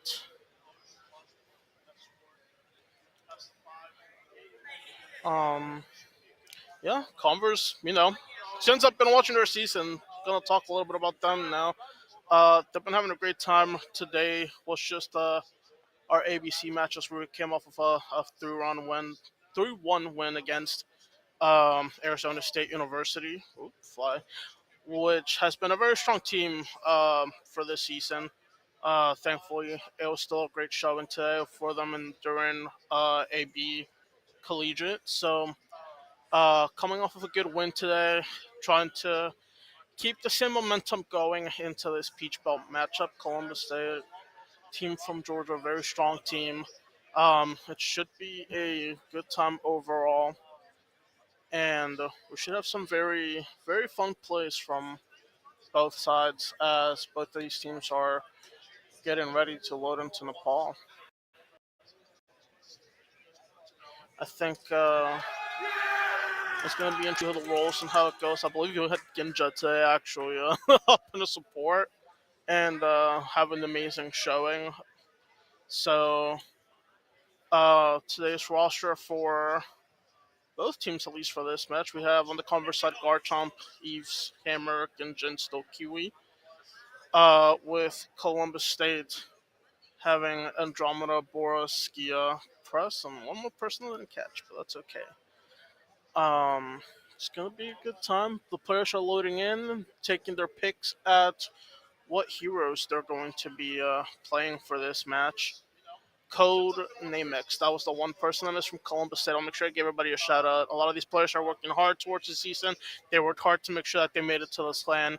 So, no matter the outcome of this match, I really hope that it's a great match, that all the players are having fun. We are getting ready, assembling heroes, about to load in. Interesting picks from both sides. We see still Kiwi on support with. Ooh. The crowd's having fun.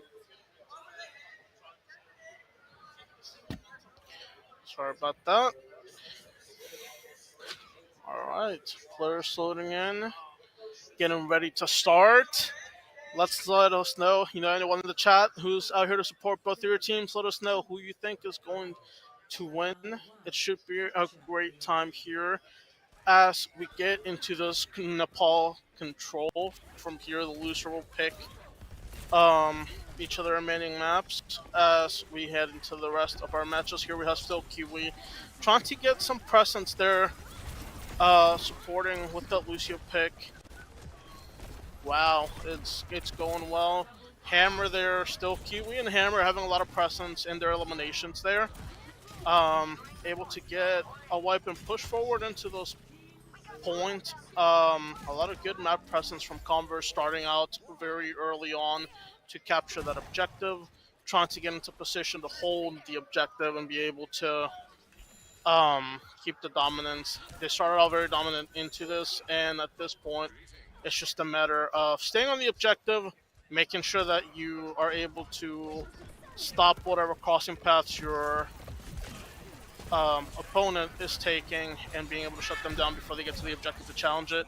If they're not able to do that, it's going to be an interesting time to see who gets to keep it. 27% on the Converse side and moving up as Columbus State looks to regain some presence here. Andromeda trying to push up and see what sort of elimination he can get to move up and get that. A lot of good presence here in the venue from both teams. Skill able to pick up Hammer, Garchomp, getting to eliminate Boros. It's a lot of back and forth here. Garchomp with that double elimination, actually. Overall, even though there's still a lot of back and forth, Comp's just able to keep a lot of good pacing. They were pushed back a little bit, but we're able to still have a good matchup here as they're going forward. Converse 64%. Columbus State needs to do something here to be able to gain some footing on the map. That way they're able to push up and secure some percentage points into that control point. Not Eves here trying to play off their spawn, really just looking for whatever picks he can get. Hammer running around with the team, everyone getting back into the point. It seems that oh, waving goodbye. Overall, it's still a good time right now. We're looking at a Converse win potentially on this side. Columbus State needs to push up and try to get some momentum there. Try to contest that point as a team in order to be able to do that. Overtime here. Let's see if they're able to keep up and contest it long enough to get in and push out the Converse team. Overall, team kill right there, where Converse is able to secure the first objective side of this control Nepal. It was overall a good showing from both teams. Columbus State missing a little bit of that map presence into the objective. They were able to group up well, but kind of split off and lost it a little bit as they got closer and closer to the objective going into the second side. Hopefully we're able to see some more map presence from them, as well as better elimination record there to be able to secure some of those important impact eliminations that they'll need to get into that point, secure some percentage points into that control, and be able to take a side off of the Converse team. We always love a good challenge here at Converse, I say, so it'll be a great time to see what Columbus State does on this second half of control, or second side, excuse me. They're pushing up here. Kiwi with his Lucio, push off wherever he can into his teammates. That way they're able to pick up the kills after him. Boris though is able to pick him up. Ginja able to get the trade on code and Amex. Doing a good job. Overall, Converse is playing together to secure as many eliminations as possible. Keep the momentum going. Andromeda able to pick up Eves. 2 down for the Converse side. Garchomp, Ginja, and Kiwi, who recently respawned back in. Columbus State able to pick up a good amount of percentage points here and gain some presence on the map. They're able to stop some of the pushes that Converse is doing in order to get into this objective, get in there. However, doesn't seem they're able to keep up with it for too long as Converse gets in, secures the objective, and starts getting some footing there. We're seeing Codenamics here trying to secure some footing here with their teammates, not let Converse push much more than they already have. On the Converse side, we see Eves here trying to pick up some kills, doing what they can to keep going and trying to heal up there. We're gonna see good play from Eves there, walling them off to be able to get some space. Unfortunately, not enough as Andromeda picks up Eves and Boros is able to pick up another person from the Converse side as well. Very back and forth here. Converse still getting on the objective, though, 42% and counting. Columbus State, however, contests and starts picking up some objective themselves, going up 23% and counting. This side seems to be a little more closer between both teams going back and forth. Unfortunately, Columbus State drops their players there to a couple of unfortunate eliminations, which grants Converse the ability to get back into the objective here and start counting the clock there with their objective time. We'll see Converse here trying to go for a push to keep their objective or to keep the opponent back from the objective. Hammer able to secure Skia. Eve's able to get pressed. Still Kiwi, Boros, Hammer getting Andromeda. Just one more with Codenamics that they're looking for to eliminate. And with that, that is a whole team wipe right there that Converse is able to secure, which should secure them this side here of control. Unless Columbus State is able to get a strong team push here to they'll probably have to wipe Converse at least once or twice there to just be able to get back into the objective. We'll see if they're able to do it at all. They're being very slow and meticulous and taking some time that frankly they don't have. They need to be a little more aggressive here in their push to be able to get in there. 5% and counting, 96% and counting. Overtime, I think they're trying to contest here. Andromeda contesting the point as best as they can. With some help from Codenamics and Boros. Unfortunately, it doesn't seem like it's going to go their way, and Converse is going to look to pick up the second side against Columbus State on this Nepal control. Yes, we're looking at still a good showing from Columbus State. They showed a lot of good aggression against the Converse team.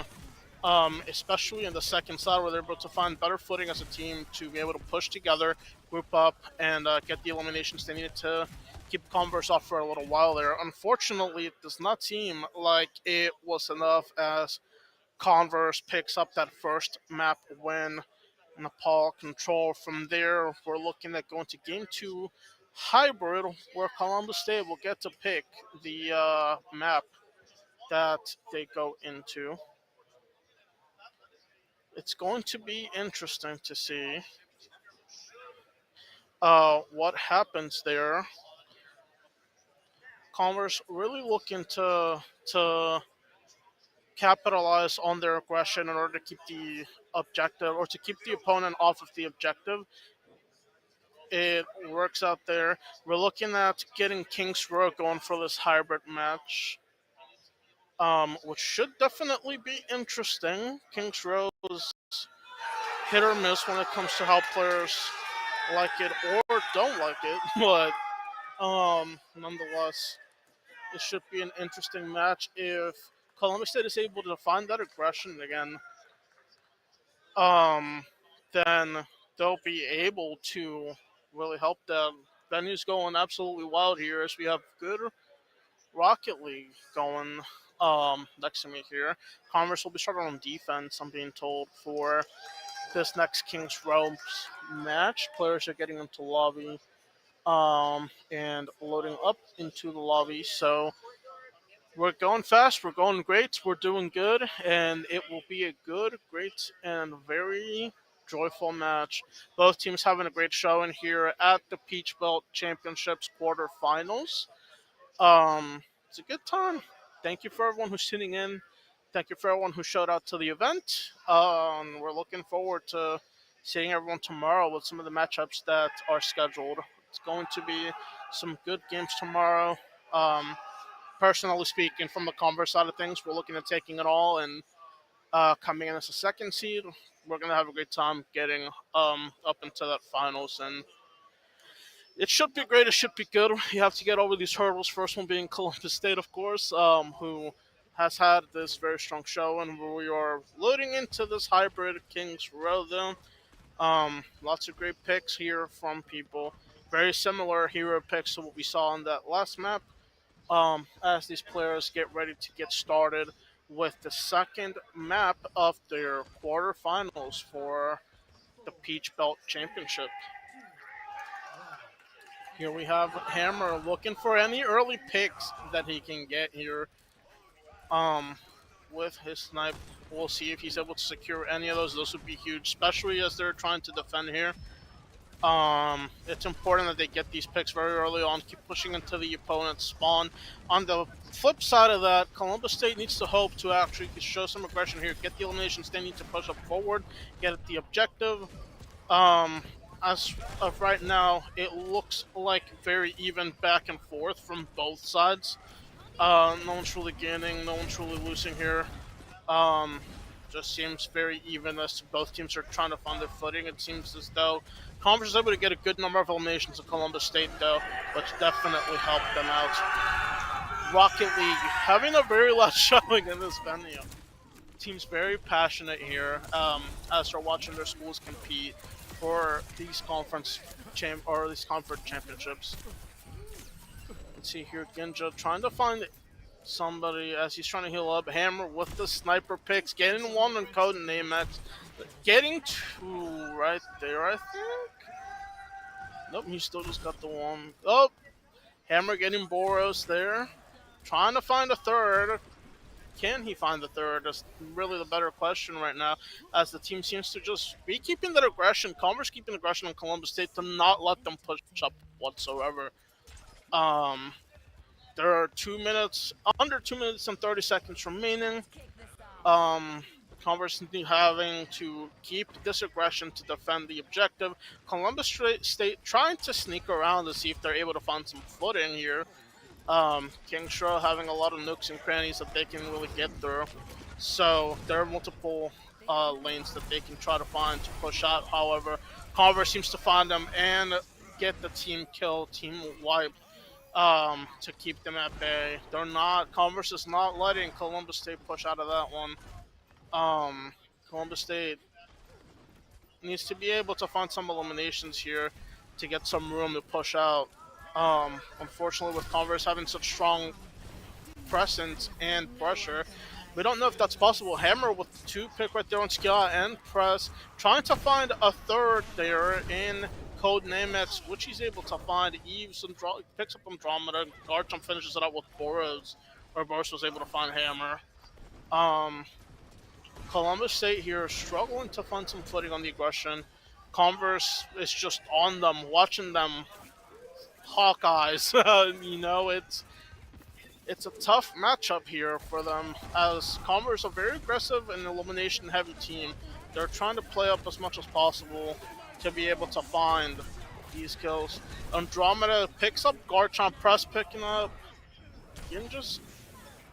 Ooh. Code Nemix picking up Ginja, Skia picking up Eve, Skia pick Kiwi. This might be the push that they need to capture this objective and get going here. 45% and counting, 42 seconds left on the clock. It looks like they'll be able to capture this and get that objective moving, but Converse is back and ready for the vengeance that they are looking for here. That clock was reset by them. Amazing showing up by Columbus State as they were able to get the aggression they needed to push up and get 2 team kills there, it seems, on Converse. It's really a great showing from both teams. I mean, Converse initially was really keeping up on the pressure, but once they got broken through Columbus State, showing their strength, saying, Converse, we're not giving up on this one just yet. Just because you got all those eliminations does not mean this match is over. They're really being resilient, really being great. Something that we value a lot here at Converse, so absolutely great to see from our opponents at Columbus State. Codenavix able to pick up Eves. Garchomp searching for anyone there. Just shooting, trying to find anybody that he can connect with. Andromeda versus Garchomp here.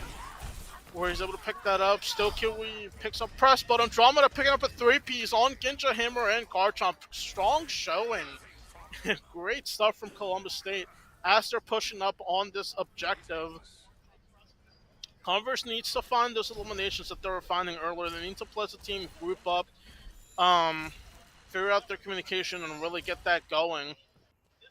Um, Otherwise, Columbus State is just going to keep shutting them out. Now that Columbus State has started going, that momentum is crazy.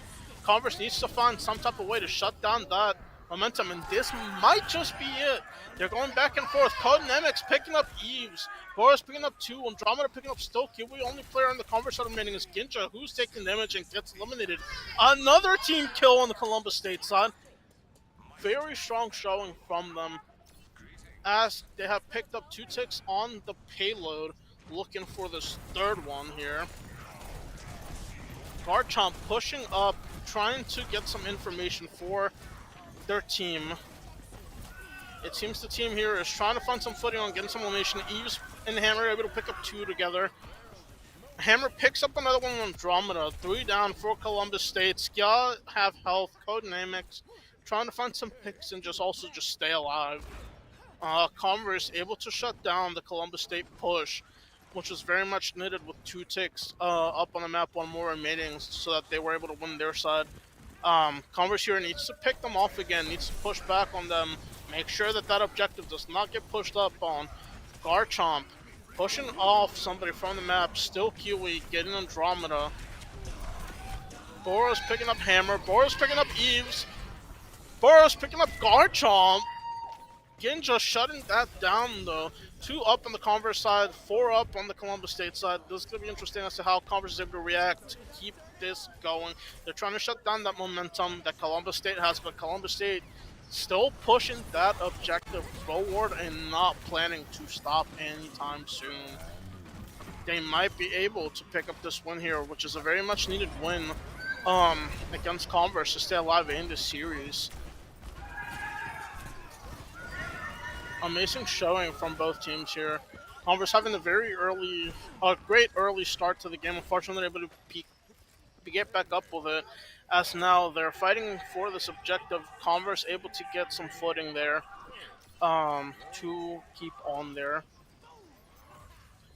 We're going to see what Columbus State is going to cook up with here with this next push. It's going to be very vital. 45 seconds left on the clock. Both teams are looking to win this one. We will see what both teams are able to do. We get an ult from Still Kiwi to help his team. Eves, unfortunately, is going to find to be dead by Andromeda. We're going to have to get... Oh, team wipe almost from Columbus State, and it's looking like they might win this here then, now that there was a team kill.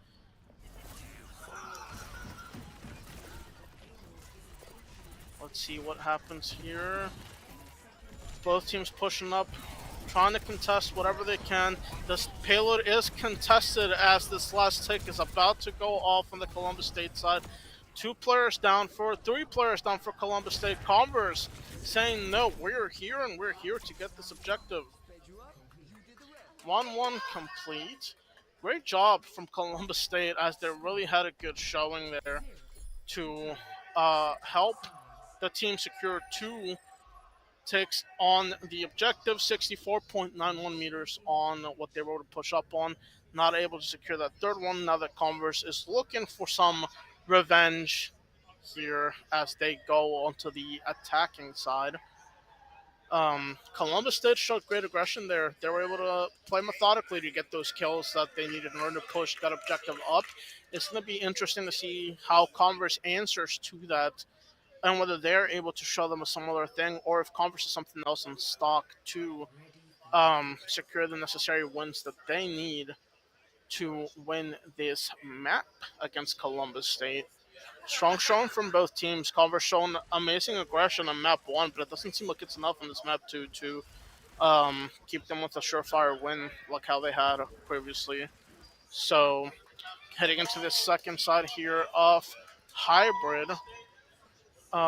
Both teams getting ready. Should be great. Should be a fun time. We're looking forward to seeing Hammer seems to have switched to a soldier pick, which is going to be interesting. Boros is going to be a player to watch. Boros has been doing great things, getting 2 picks, 3 picks, back to back from each other.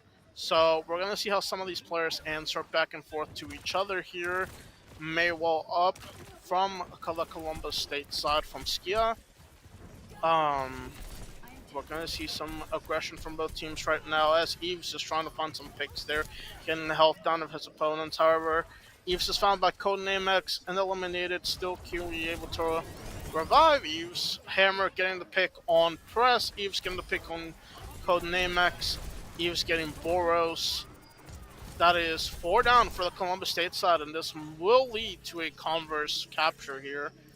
As Converse is now pushing up, trying to stop their opponents on the push before they get there. That way, they at least are able to get the payload up a couple of ticks, get some map presence there as they go up. Garchomp trying to set up here, find anybody that he may be able to find. Boros, though, picks up Hammer from behind with that Cassidy. And let's see. Is Boros able to find somebody else? Found Still Kiwi, but not able to finish that out. Still Kiwi on the Mercy pick, but gets eliminated by Ginja. Eve's trying to find more picks as Converse is pushing up on this objective, getting 1 tick on it. 40 meters up.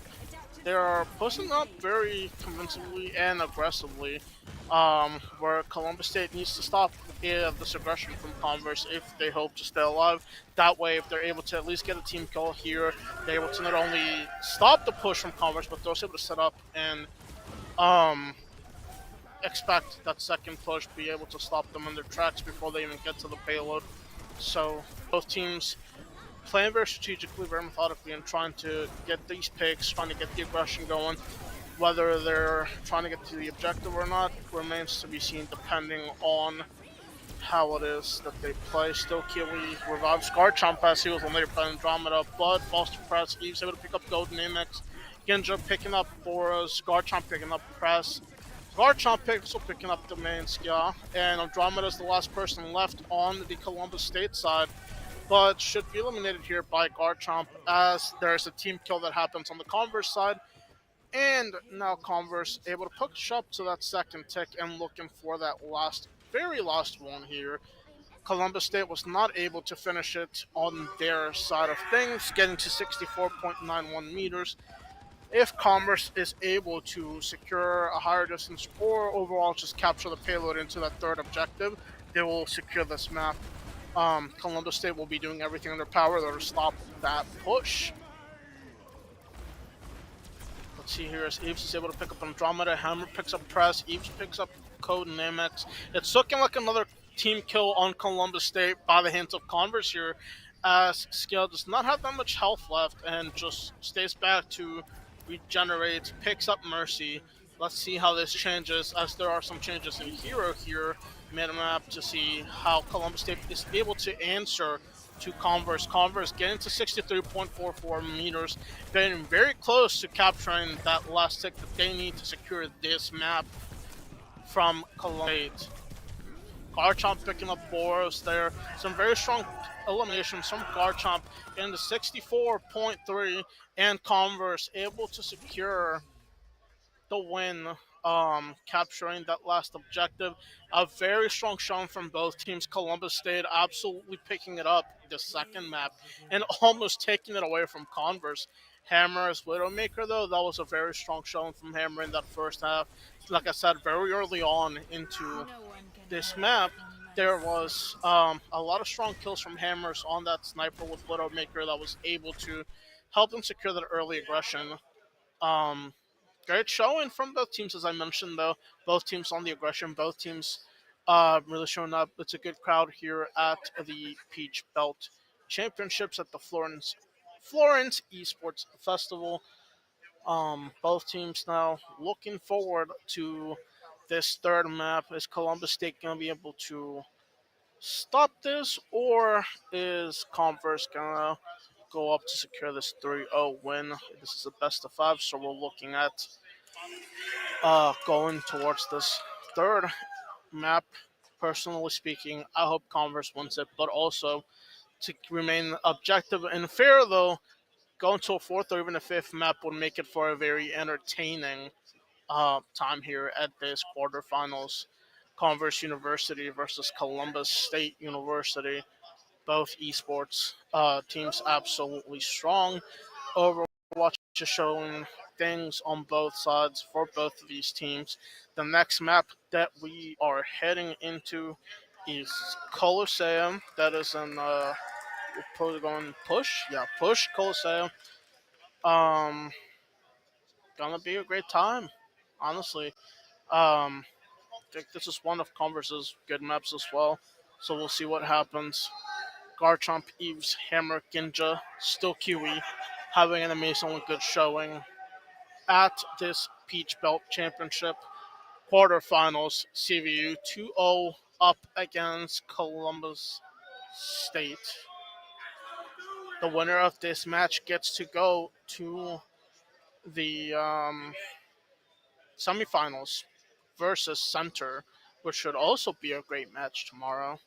No matter who wins, it'll be a great match tomorrow at 12 p.m. Easterns. But before that, we're looking at Kennesaw versus West Georgia. Both teams now in this match, though, loading up to this Colosseo, getting their hero picks ready, getting into the lobby, ready to get things started. Having a great time here. Appreciate everyone who's tuning in, supporting both of these teams on the stream and in person at this venue. Um, Quarterfinals, first to three, because this is a best of five. Um, Gonna be great. That's really what it is. It's gonna be great. It's gonna be a good time in this push. In Colosseum. The robot unlocks in 10 seconds approximately. Both teams already looking at going against each other. Hammer able to pick up kills against Skya there. Both teams just going at it, trying to show each other's aggression, trying to get these picks that they need to secure the early robot capture. Boros picking up still Kiwi, Hammer picking up Andromeda, Skya picking up Garchomp, Eves picking up Boros, Skinja, Press. And that looks like almost basically a team kill on the Columbus State side by Converse. It is a team kill. Where Converse was able to show good aggression early on to get these early picks that they needed to secure wins versus Columbus State going up 32 meters and counting on this push. Where now Columbus State here trying to set up to stop this push. They seem to be playing very strategically here, trying not to be too aggressive and just get picks wherever they can, supporting each other and just trying to get picks on Converse. However, Converse answering back with Eves getting Press and Skellstore. Code Namex getting Eves. Garchomp picking up Andromeda. A lot of back and forth that we're seeing here from both teams. Garchomp picking up Skell and Code Namex. Converse looking to secure this next team kill here to keep pushing up on this objective. Garchomp absolutely amazing showing on this map. Very, very aggressive, securing some good footing for their teammates to be able to go up and get the wins that they need to secure this map. Garchomp trying to get that Mercy, but not able to find them. Really just trying to get anybody. However, Skill is able to pick up Garchomp as Garchomp was by themselves. 2-3 down for the Converse side. Columbus State picking up 3 kills there, which was amazing showing for them. They were able to get some footing on the map, get some aggression to keep Converse at bay, and now they are pushing up, trying to get this robot back, trying to get this objective here. However, there seems to be a contested objective here by both teams. Still very good showings from both of them. They're just going back and forth in these eliminations. No clear winner here, as both teams are very good at picking each other off, very aggressive. Codenemics here trying to find these picks, able to pick up Garchomp, which is a huge pickup.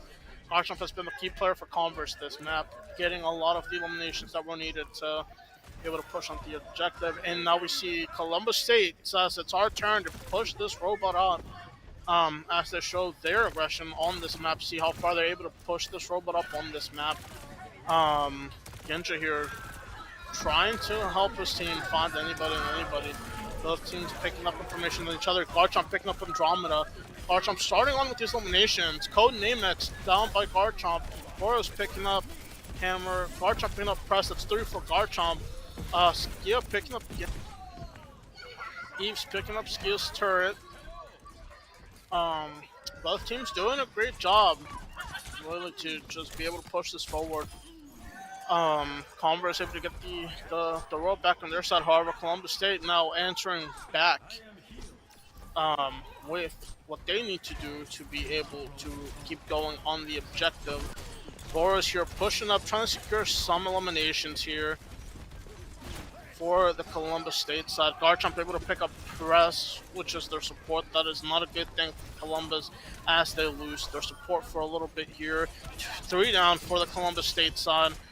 Eves really just there to do some cleanup and secure the team kill, potentially. However, that's 4 down on the Columbus State side.